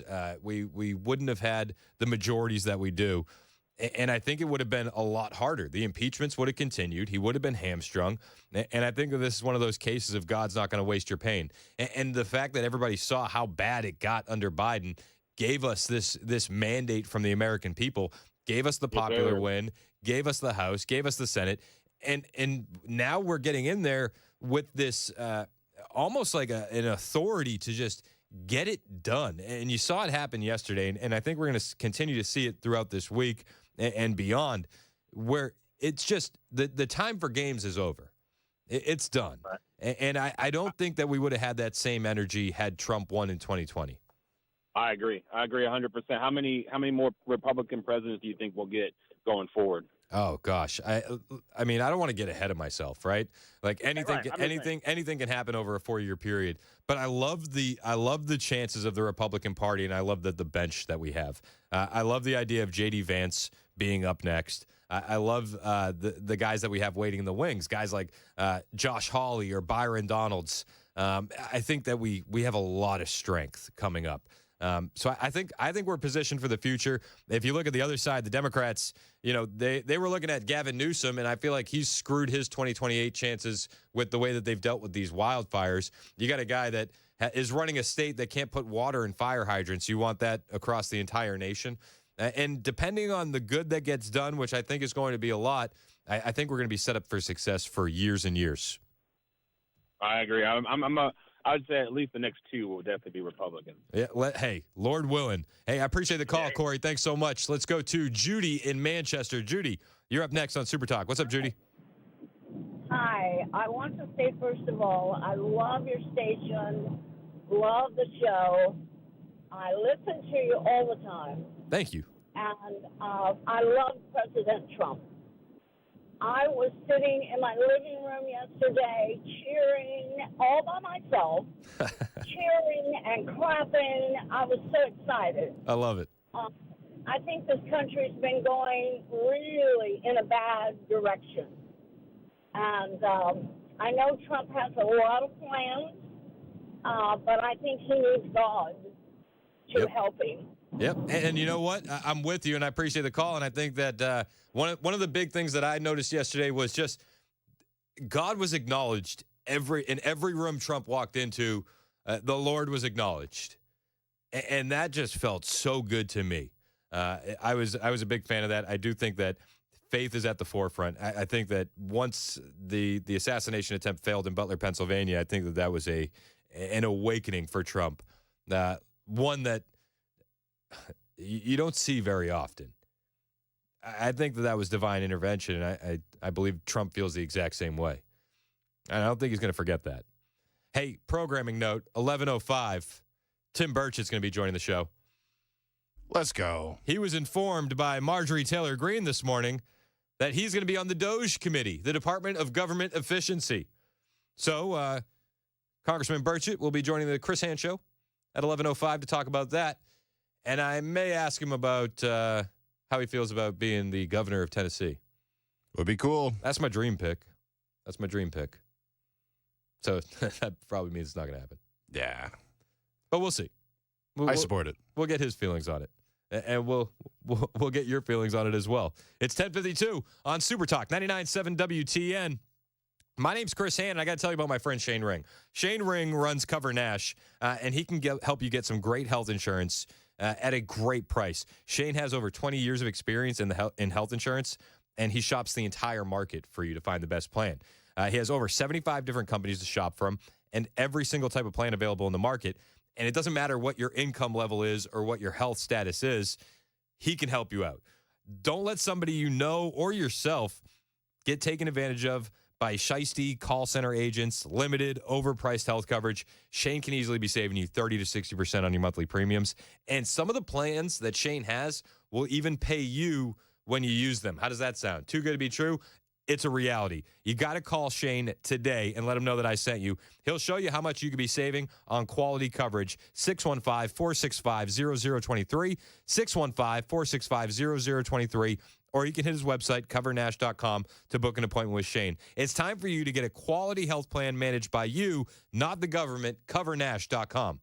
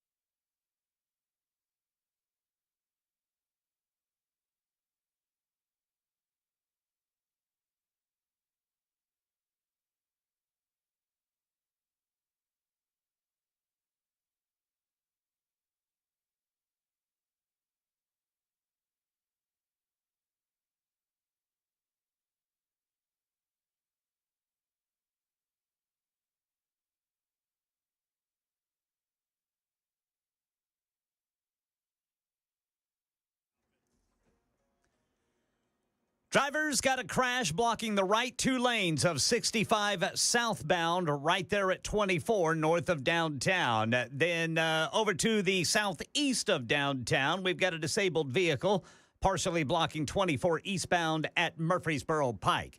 Got the deep south in the deep freeze. President Trump holding Oval Office meetings with the two Republicans leading Congress.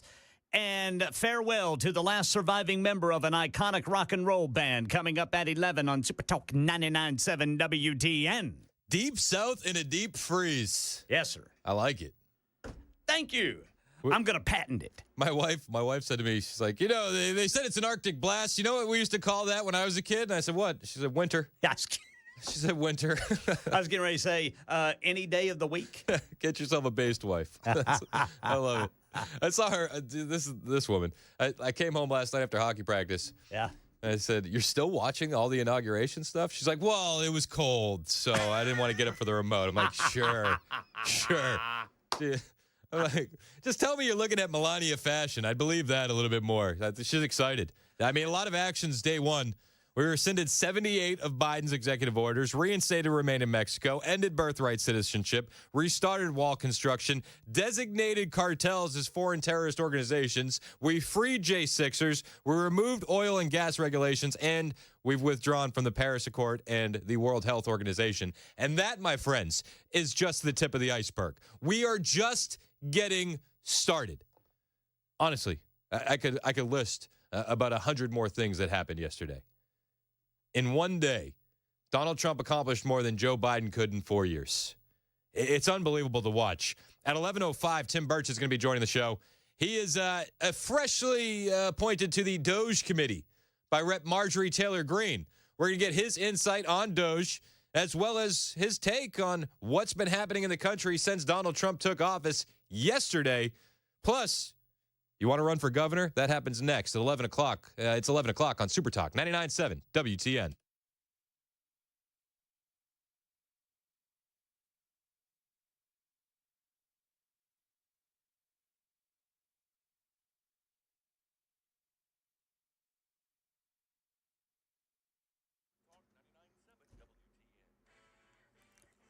It's 11 o'clock on the dot. I'm Ken Weaver with your top stories. At least one more day of this dangerously cold weather here in Middle Tennessee before we might get to 33 degrees.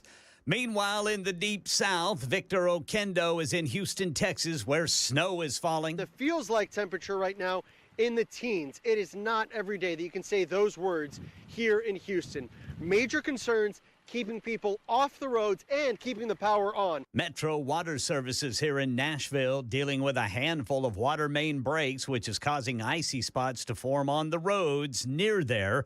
Full forecast coming up in 5 minutes. Today, the first full day in office, President Trump expected to meet with Speaker of the House Mike Johnson and Senate Majority Leader John Thune. Going to be separate meetings this afternoon inside the Oval Office. The president has pushed for one big, massive bill that could contain everything from the border to energy, tax policy. Thousands of migrants sitting in Mexico waiting to talk with U.S. immigration officials, waking up to a reality this morning. The mechanism for scheduling interviews with Customs and Border Protection has been shut down. Here's Jim Ryan. Under the Biden administration, a phone app called CBP One allowed asylum seekers to make appointments with Customs and Border Protection to begin the legal immigration process. The app has gone dead. As of right now, we're in limbo. Pastor Carlos Navarro works with immigrants in Brownsville, Texas. He's adapting to a new reality under President Trump. Because we've seen the movie before, I think we can handle it. We're ready to do it. Spring Hill police here in Middle Tennessee say they discovered a pregnant woman who had died in her home on Gale Lane yesterday. Now the woman's boyfriend under arrest. 29-year-old Vito Wegner tracked down in Robertson County. Police say he was the person who called police to report the woman's death. The woman's unborn child also killed in the incident. Wegner charged with 2 counts of first-degree murder. Entertainment news.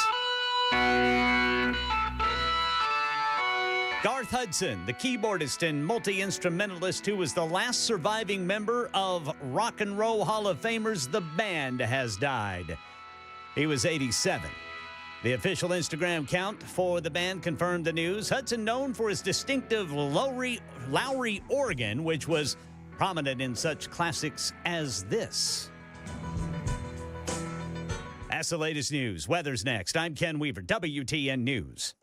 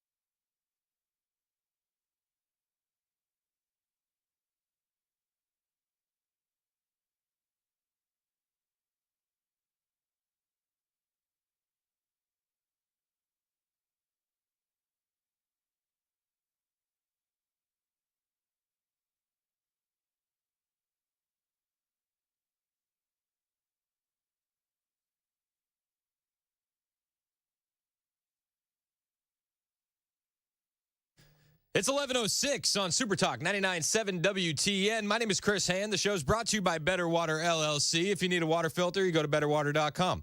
You can find me on Twitter, True Social, and Instagram at Chris Hand on Air. Hit the follow button. And you can find us anywhere you listen to your streaming radio services, iHeartRadio, TuneIn. You can watch us on Facebook, Twitter, Twitch, YouTube. While you're there, hit like and subscribe to the WTN page. We need the numbers. My kids depend on it. We feed them. We feed them based on these numbers. So do it for me. Do it for the kids. Do it for the kids. Find us and hit the like button. We do have Congressman Tim Burchett joining the show momentarily.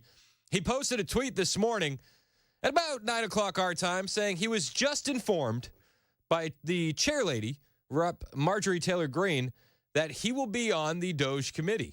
And he said, I appreciate the chairlady very much. This got me, obviously, very excited. Tim Burchett is a man of the people, and I think he's going to be a great addition to the DOJ board. And joining us on the line right now is Congressman Tim Burchett. Hey, congratulations on being appointed to the DOJ committee, sir.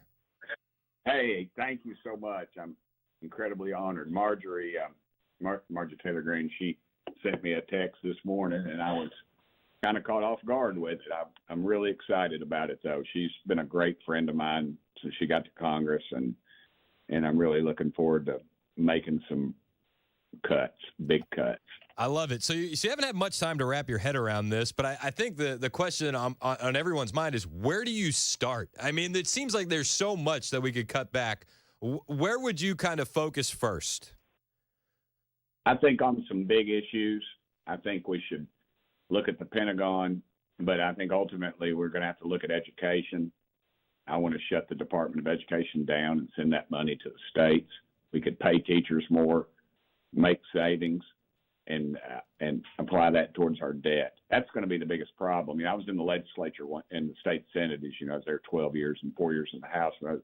When I was in the Senate, I was on the Finance Committee, and we had a bill. I had a bill that saved. I found $6 million through a duplication and elimination of some stuff.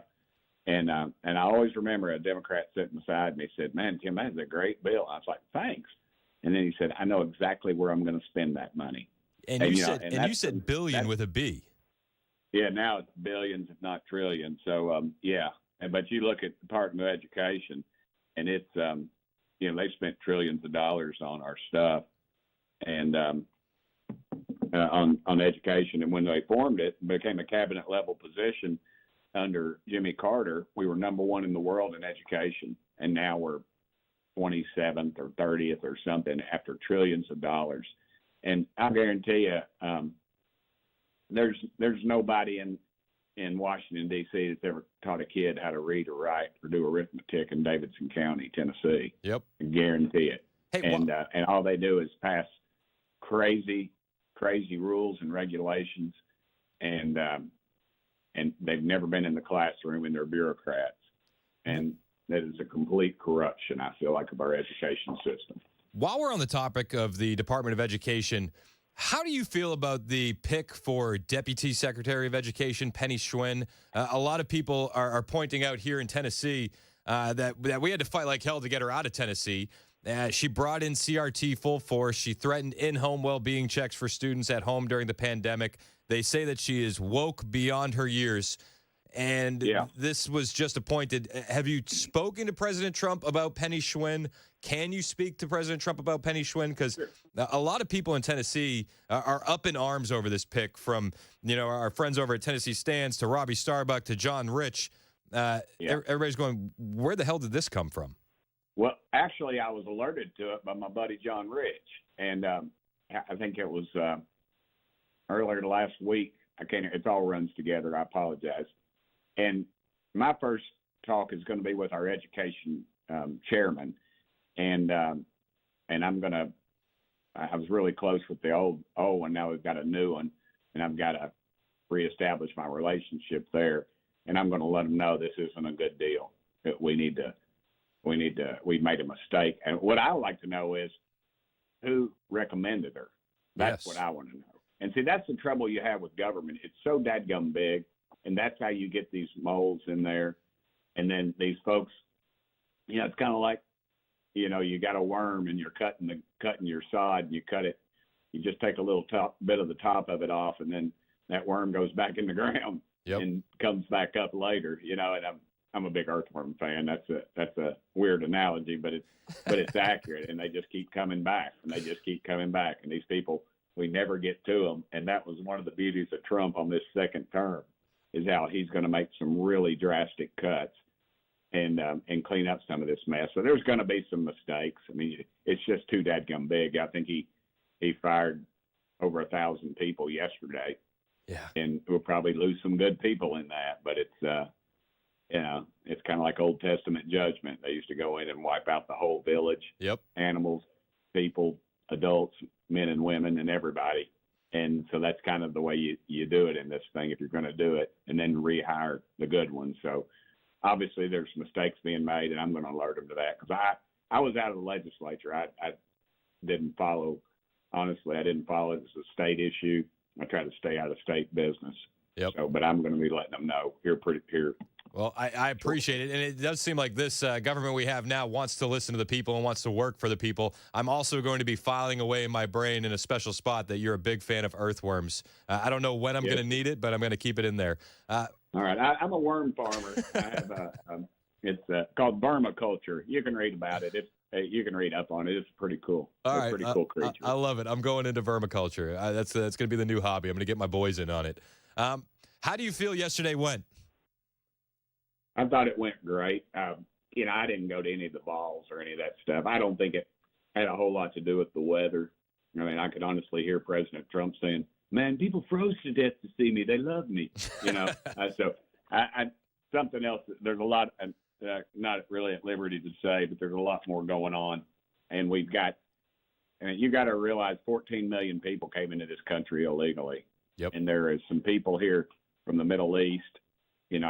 I've been warned myself because of my bill about defunding the Taliban of just what's going on, and people ought to be frightened. They ought to be incredibly frightened, and our national media ought to be ashamed. You say you've been warned yourself. Are you fearful for family that you have back home and the ramifications on what you're trying to do in Washington currently? I'd be lying if I didn't say that. I love my family very much, but it's and law enforcement is they're aware, and so there's going to be a new sheriff in town, and he's not going to put up with it.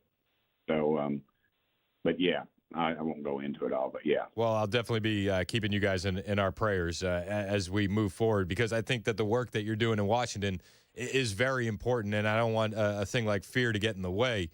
We need you up there pushing those bills. Out of all the executive orders that we saw yesterday, which ones do you think are the most consequential? The border, of course. There's some of those others dealing with hirings and firings that are going to have some long-standing effect. I think what people better realize is though that the president eliminates them, but we're going to have to pass legislation to make them permanent. So let's get on that, and let's not let up. And I think too, all this stuff's going to cost money, but let's make some cuts. Let's do some real cuts. I'm so sick of there's a bill out there, one of those big, beautiful bills that President Trump was talking about. Now, what they've done is they've made some real cuts in there, but then they've added extra on to the Pentagon. Once again, the war pimps, as I like to call them, because that's what they are. Those guys that are behind the scenes pushing these programs that get mothballed, and all they're doing is pushing somebody's stock portfolio.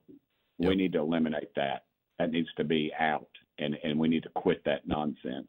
They don't care if men and women or kids get killed. All they care about is another decimal. They're just another decimal point on their portfolios, and we need to wake up and get some reality in this thing and call them out, because I'm sick of it. I'm sick of it. They don't like me, and I don't like them. But they've run this show for Eisenhower was right.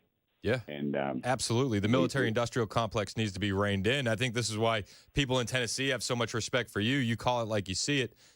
When it comes to DOJ, we just saw Vivek Ramaswamy is going to be stepping away. What's the backstory there? There are rumors that he was having friction with staff. Was there friction? Is he looking to Ohio for maybe the senator seat or possibly running for governor? Can you give some insight into there? Yeah, I think what's happening there is that they you've got people that are in business, and Trump, ran into that on the first go around, and they come into government, and people say, I'm going to run government like a business. Well, then you've never been in both of them, because you realize government is not a business. It's a business you lose money at, because in business, if it doesn't make money, you cut it. Yep. But in this game, you just add on to it. So what you're seeing is, I think, and that's just a manifestation of that. He's going to run for something in Ohio, which I think will be great. But how many alpha males can you put in one fishbowl?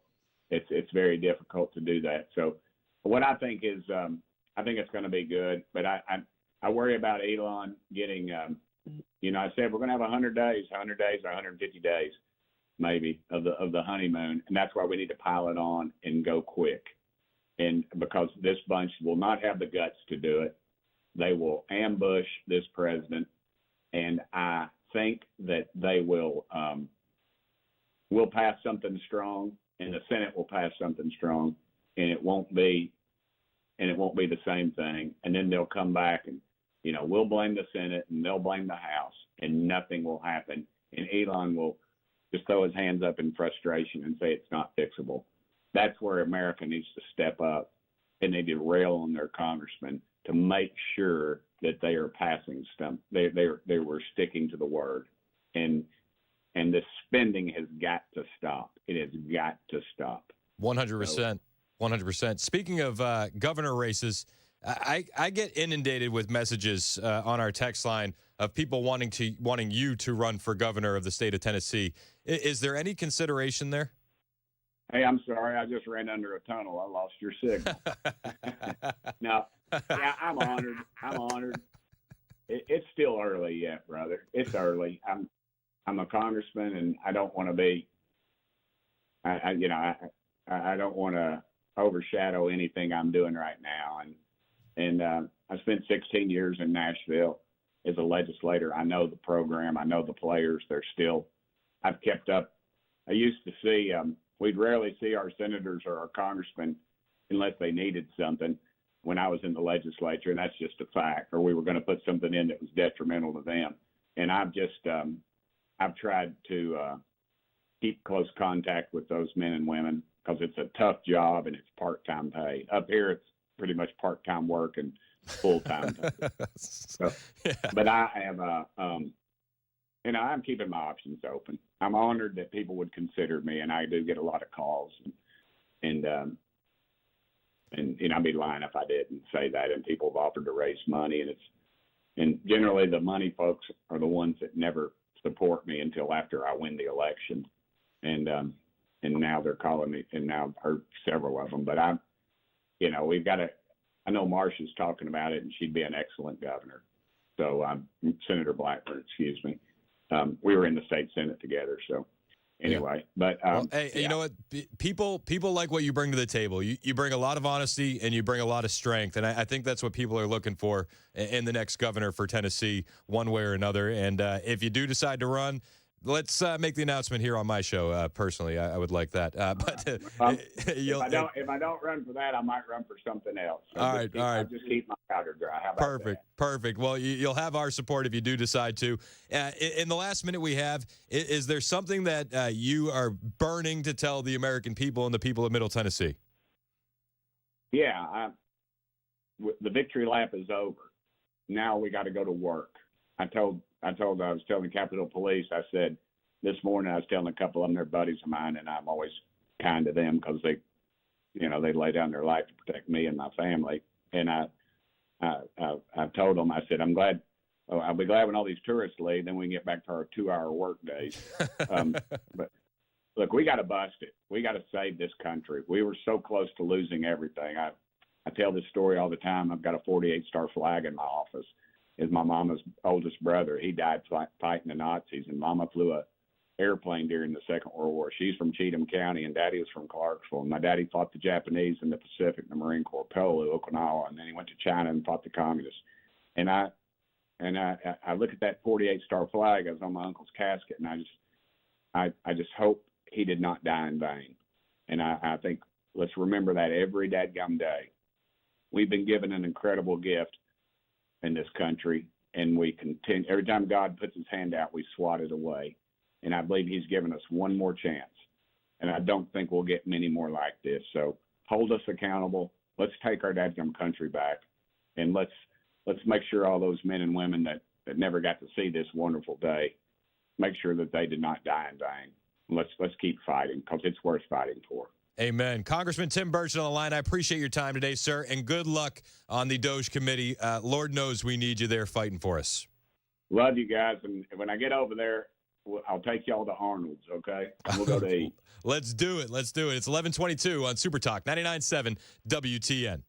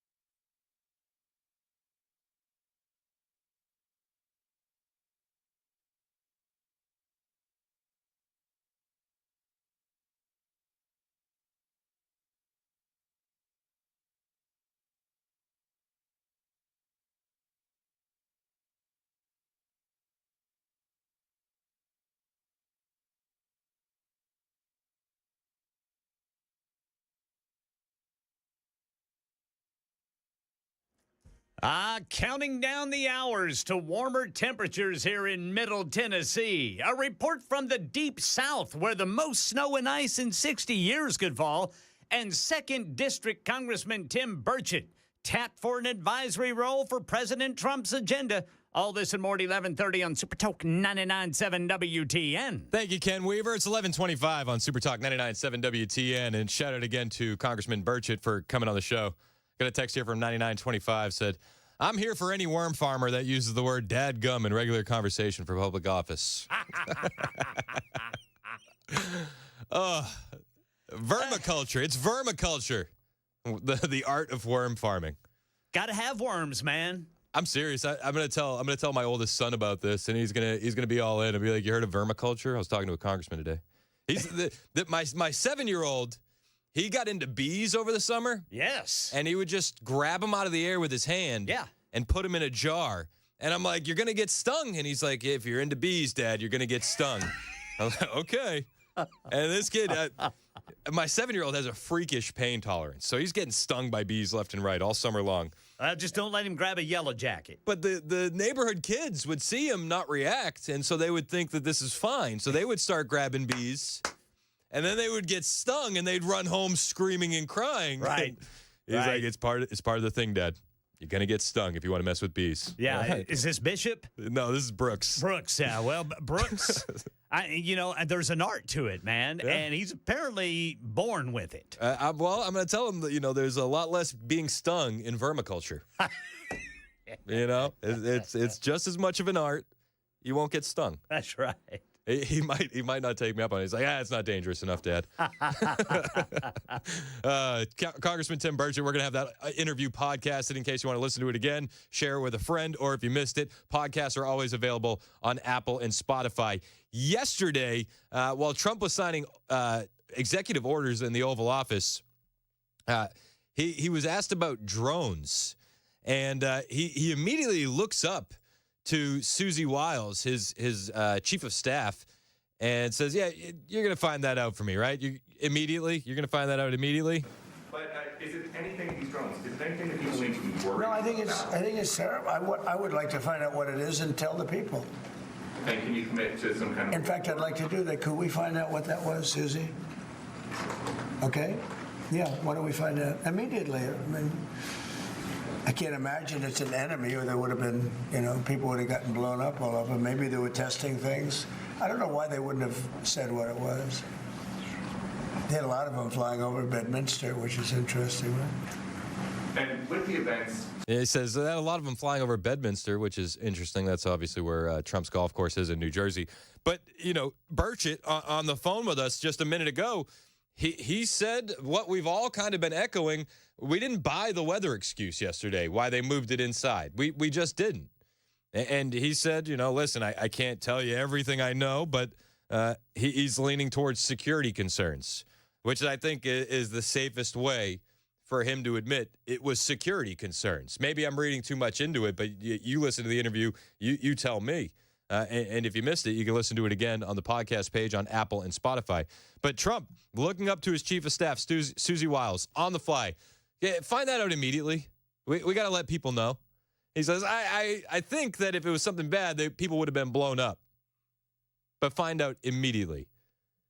So Trump has ordered the release of the explanation for the drone mystery during that Oval Office signing spree. And this is what we're getting with Donald Trump. Immediate action. You have a question? You want to find something? Yeah, I want to find that out too. Let's find that out immediately.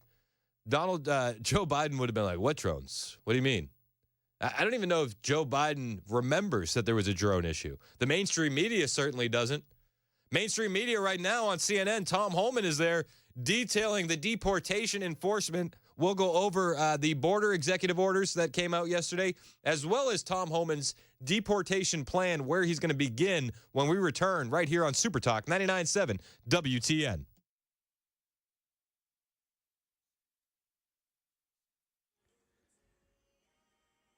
$11:30 on the dot. I'm Ken Weaver with your top stories. It appears Middle Tennessee might get above freezing tomorrow. Fingers crossed. Full forecast coming up in 5 minutes.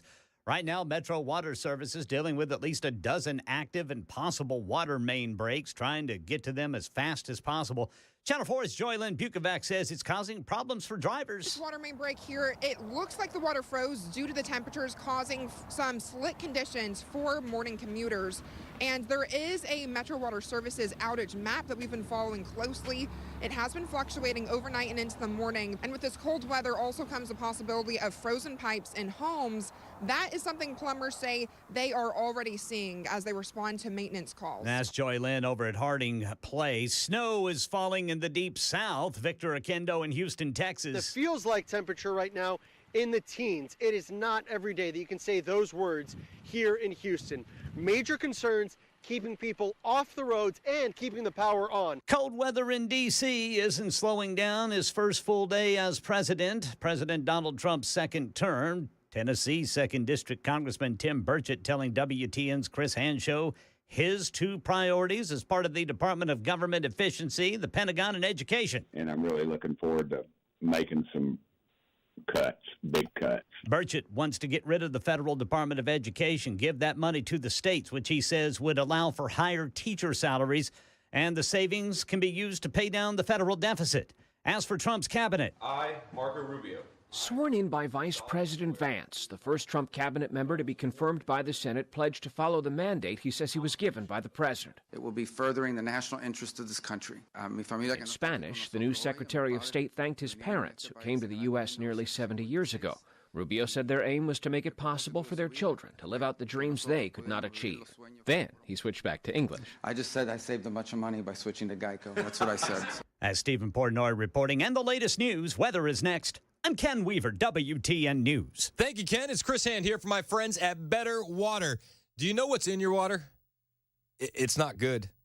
Sulfur, iron, chlorine, bacteria, E. coli, everything like this could be in your water. And it's not just the water you're drinking, it's the water you're bathing your kids in. It's awful. You got to get yourself a massive home-size water filter for you, or a scalable one that fits right under the sink. My friends at Better Water LLC offer a full range of water treatment equipment, from reverse osmosis units to water softeners, specialized filters, UV lights, you name it, and they're based out in Smyrna and treat all of Middle Tennessee. These are the same guys that are bringing you the water at your favorite local coffee shop, and they even treat the water at the hospitals that you go to. If you need clean water, you need to call Better Water LLC. You can learn more at betterwater.com or pick up the phone and tell them that Chris Hand sent you. 615-355-6063. 615-355-6063. It's time for you to clean up your water with Better Water LLC. Hey, what's up, guys? It's Matt Murphy in the middle of downtown Franklin, Tennessee. We've talked so much about Savory Spice. I thought, why not show you the place? So let's go on in and see what's popping at Savory Spice. As I've always said, you will smell the spices even before you walk in. I can smell them right here in the doorway. Come on in, and let's introduce you to the one and only Holly, who is the owner and proprietor of Savory Spice. Say hey, Holly. Hello, everyone. Now, enough about Holly. Let's talk about spicy and easy products like the incredible taco soup, which, as I said, you put this in a crock pot, you put all the ingredients that it tells you to buy right there, you put the spices in, and it's so easy. So if you don't know what you're doing around the kitchen, it's a perfect way to find your way around the kitchen, as is the Mediterranean dill risotto. Now, for the holidays, pumpkin pie spice. What doesn't it have, Holly? Pumpkin. Doesn't have any pumpkin in it. That's a fun fact for all of you kids out there. Now, if you stop by Savory Spice, either in the Franklin location or at L&L Market, you can get yourself a sample of the dill dip, which is my absolute favorite. Just tell them Matt Murphy sent you to Savory Spice with purchase now. So come by Franklin or L&L Market in Nashville and come see Holly and the entire crew at Savory Spice.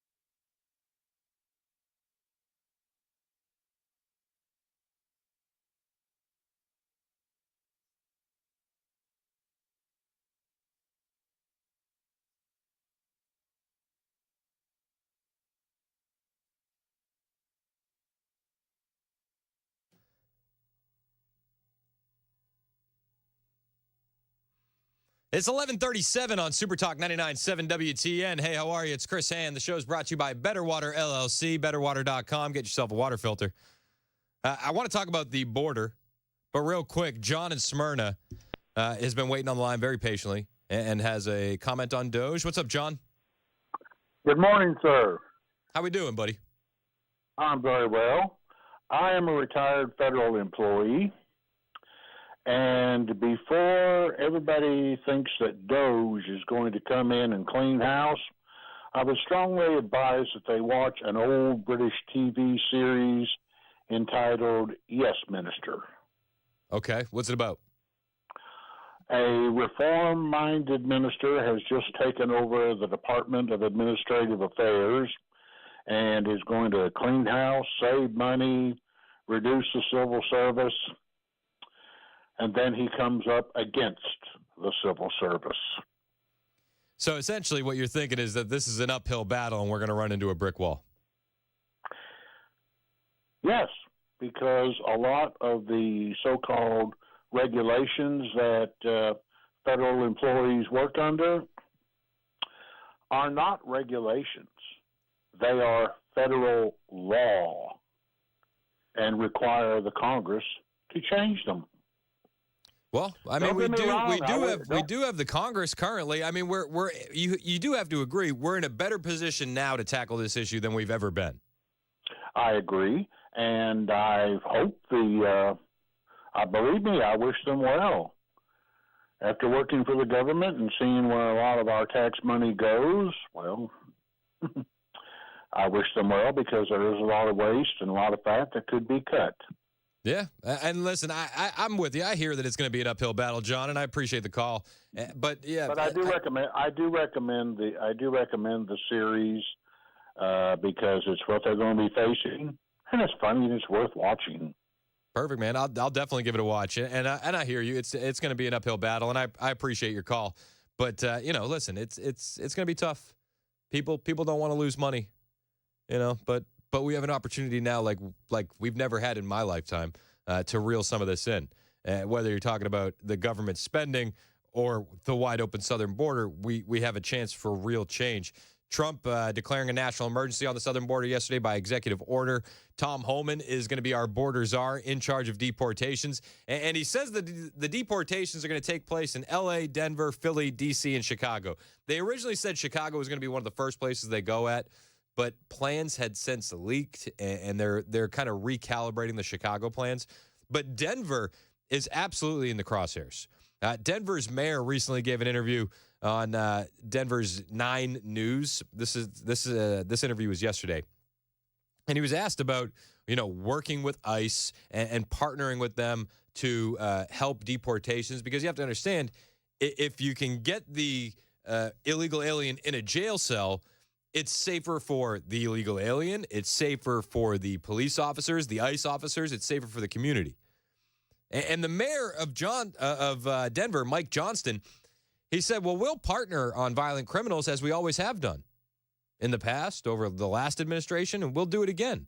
We don't want criminals of any background on our streets, and that's been clear for us consistently. Yet later in the interview, he said, so right now what we do is we don't proactively ask someone's status when they're arrested, say, for drunk driving, nor do we proactively report to ICE. You tell me how that's cooperating. It doesn't sound like cooperation. Now, I don't think Tom Homan really gives a damn if the mayor of Denver is willing to cooperate or not. This problem is going to be fixed one way or another. Denver, though, is they're making preparations to resist ICE agents, including in Denver public schools. And they'll make it seem like, oh, the poor kids. But you have to understand, gang members are also going to these schools, right? Like, you can be a 16-year-old gangbanger member of Tren de Aragua and enrolled in Denver public schools, right? Like, that's these two things, they can happen at the same time. Denver public schools are making plans to resist ICE agents. As President Trump takes office, school districts around the state are preparing for what they'll do if immigration officers show up at their schools. I've met with all leaders. Denver Public Schools Superintendent Alex Marrero is telling principals if a government official shows up at one of their schools, don't let them in. Don't let them in. I mean, listen, I can't envision a world where they're going to be raiding schools, right? I imagine that they're going to go to job sites and things of that nature, absolutely, looking for illegal aliens, as they should, because illegal aliens committed a crime to be in the country anyway. But they're fear-mongering on Denver News is what they're doing. He's instructed staff to use the intercom and find out what agency they're with, why they're there, and if they have a warrant. If they have a warrant, ask for a copy. If they don't, tell them to leave. Aurora Public Schools has a similar policy, though its policy says if a federal immigration officer says it's an emergency, the staffer should comply and then call the district's legal office. Aurora, that's if it sounds familiar, it's because it is. That's where Tren de Aragua has taken over apartment complexes. Only a handful, though. It's only a handful of foreign gang-controlled apartment complexes.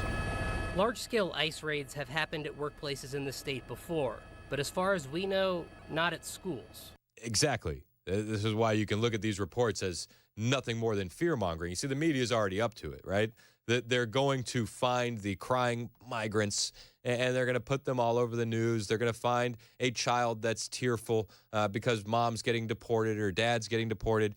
Yet the same unethical news stations would not find a victim of child sex trafficking and put that crying kid on the news, right?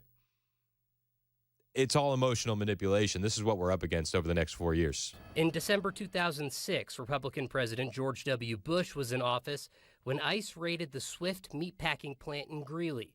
They arrested 262 people, separating families. Okay. You had 262 illegal aliens working at a meatpacking plant. Like, what are you're stealing jobs from American citizens. They separated families. You know what else happens? Anybody that's arrested is separated from their family. If I decide to drive drunk and I crash into somebody and they die, guess what? I have to tell my kids I'm being separated. We're being separated. Dad has to go to jail. That's how it works. You're separated from your family. You don't get to bring your family with you to jail. Also, Tom Homan has a solution. He said you can be deported together. That's how we'll keep families together. Donald Trump also ended birthright citizenship via executive order yesterday. That's obviously going to be challenged in court. It's probably going to go all the way up to the Supreme Court, where I do feel like the Supreme Court is going to side with Trump. But that's a bridge off in the distance. We'll cross it when we get to it. In the meantime, we have full emotional propaganda on display. And this news report is from Denver, but you're going to see similar news reports in just about every major blue city with an illegal alien problem. In June 2011, when Democrat Barack Obama was president, it happened again on a smaller scale in Fort Morgan. 11 workers at Wildcat Dairy were arrested after an ICE raid there. What? Barack Obama deported people? What? I thought he was one of the good guys. You see, remember, if you recall correctly, they used to call him the deporter-in-chief. You see, that getting rid of illegal aliens never used to be a right or left issue. It was just an American issue, which is what we need to get back to. Fort Morgan Superintendent Rob Sanders says the district has talked to its principals about the possibility of school raids and issued the sharpest pushback against them that we've seen, saying he's hopeful the 2011 precedents of staying away from sensitive areas will be adhered to. And if that is not the case, we will be asking for correct paperwork, such as a legal subpoena and not simply an ICE warrant. I'll be honest, I haven't heard anything about school raids. Have you heard anything about school raids? I've heard about worksite raids. Yeah, it makes sense, right? That makes sense. School raids. School raids. This is propaganda. Can we call it for what it is? Full-blown propaganda. Now, again, this is a Denver news report, and I predict that we'll see this repeated in all the blue states: Massachusetts, New York, Connecticut, Rhode Island, California. Like, this is a blueprint. The news company that put this out, they're going to say, hey, it worked. We kept our viewers tuned in. Maybe you should do it in this market, in that market, in this market. You know how local news does. It's all prepackaged. If something works somewhere, they're going to try it everywhere else. I wouldn't be shocked if we saw a news report like this in Nashville. Maybe Phil Williams can investigate. School raids. The thing you've never heard of and why we're so afraid of it. But let's also be perfectly honest. If ICE feels like there are violent gang members in a Denver public school and they need to go in there and get them, by all means, go in there and get them. Playtime's over. Law and order is back. Donald Trump is your president, and whether you like it or not, mass deportations are coming. It's 11:48 on Super Talk 99.7 WTN.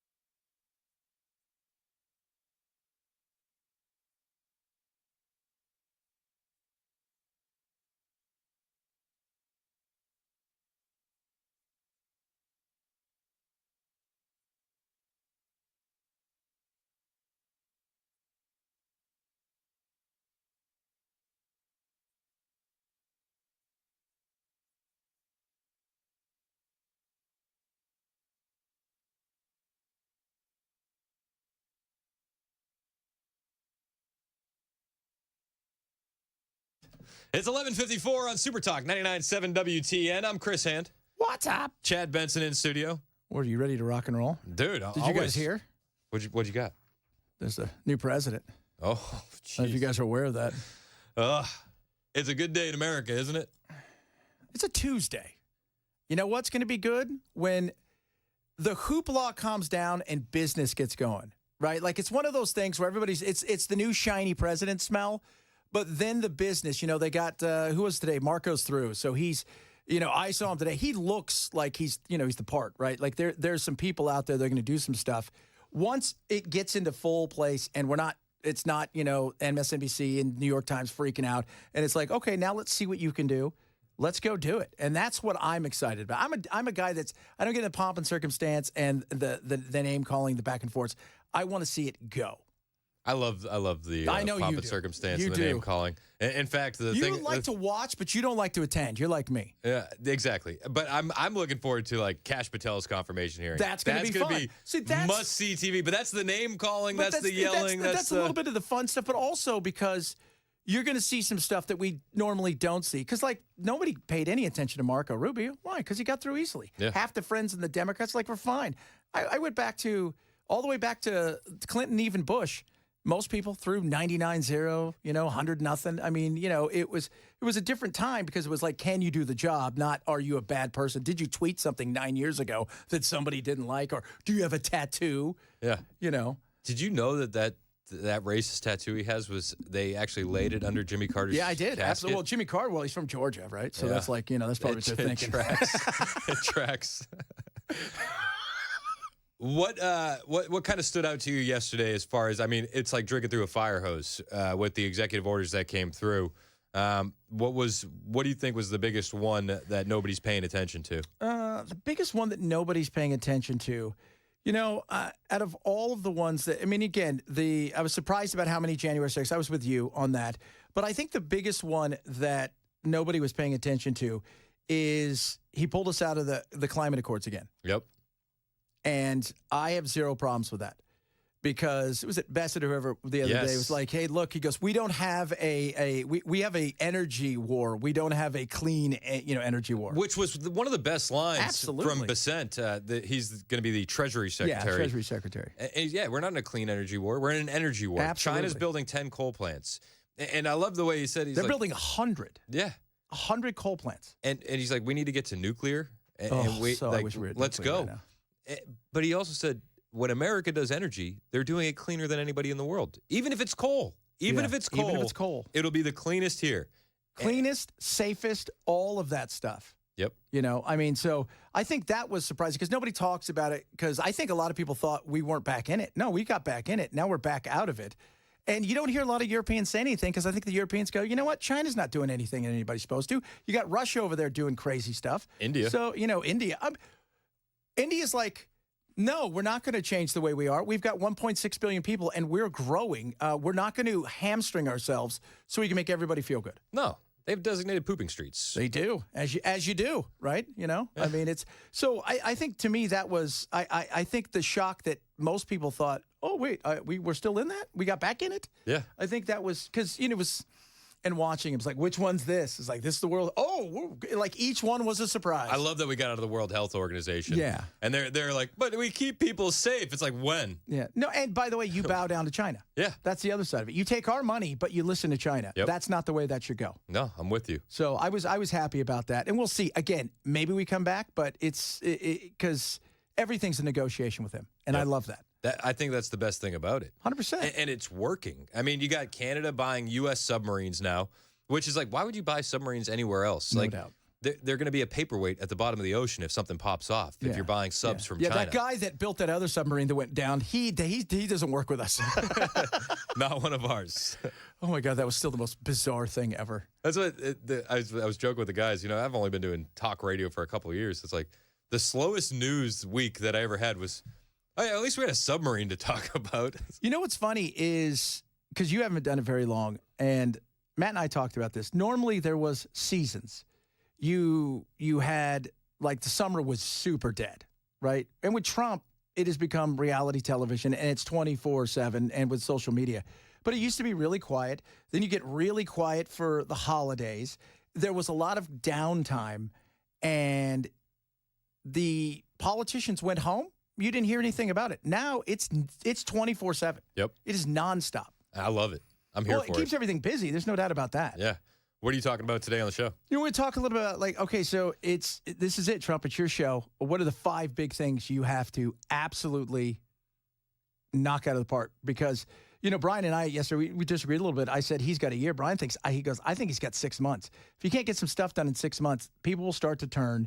And then, the worry is you get to this time next year and people are still struggling or they're angry, stuff hasn't come to fruition. Next thing you know, they're looking to make that change. And you and I both know 2 years of Adam Schiff running stuff and, and Hakeem Jeffries running everything in the House, and you lose, it's going to be a nightmare. We've seen that movie before. Absolutely we have. Can't have that. No, so we're going to talk a little bit about that. We're going to talk about weight loss because the weight loss drugs are like, yeah, remember how it made you thin? Well, apparently you're going to quit smoking and you're not going to have dementia. It's like have all of this stuff that they're looking at and going, why is it changing people? And I have a feeling it's because they're losing weight. That's why they're becoming healthy. But there's so many benefits to it. So we'll talk a little bit about that. A bunch of other stuff too, man. We're going to have a lot of fun today. Love it. Chad's in next. It's 12 o'clock on Super Talk 99.7 WTN.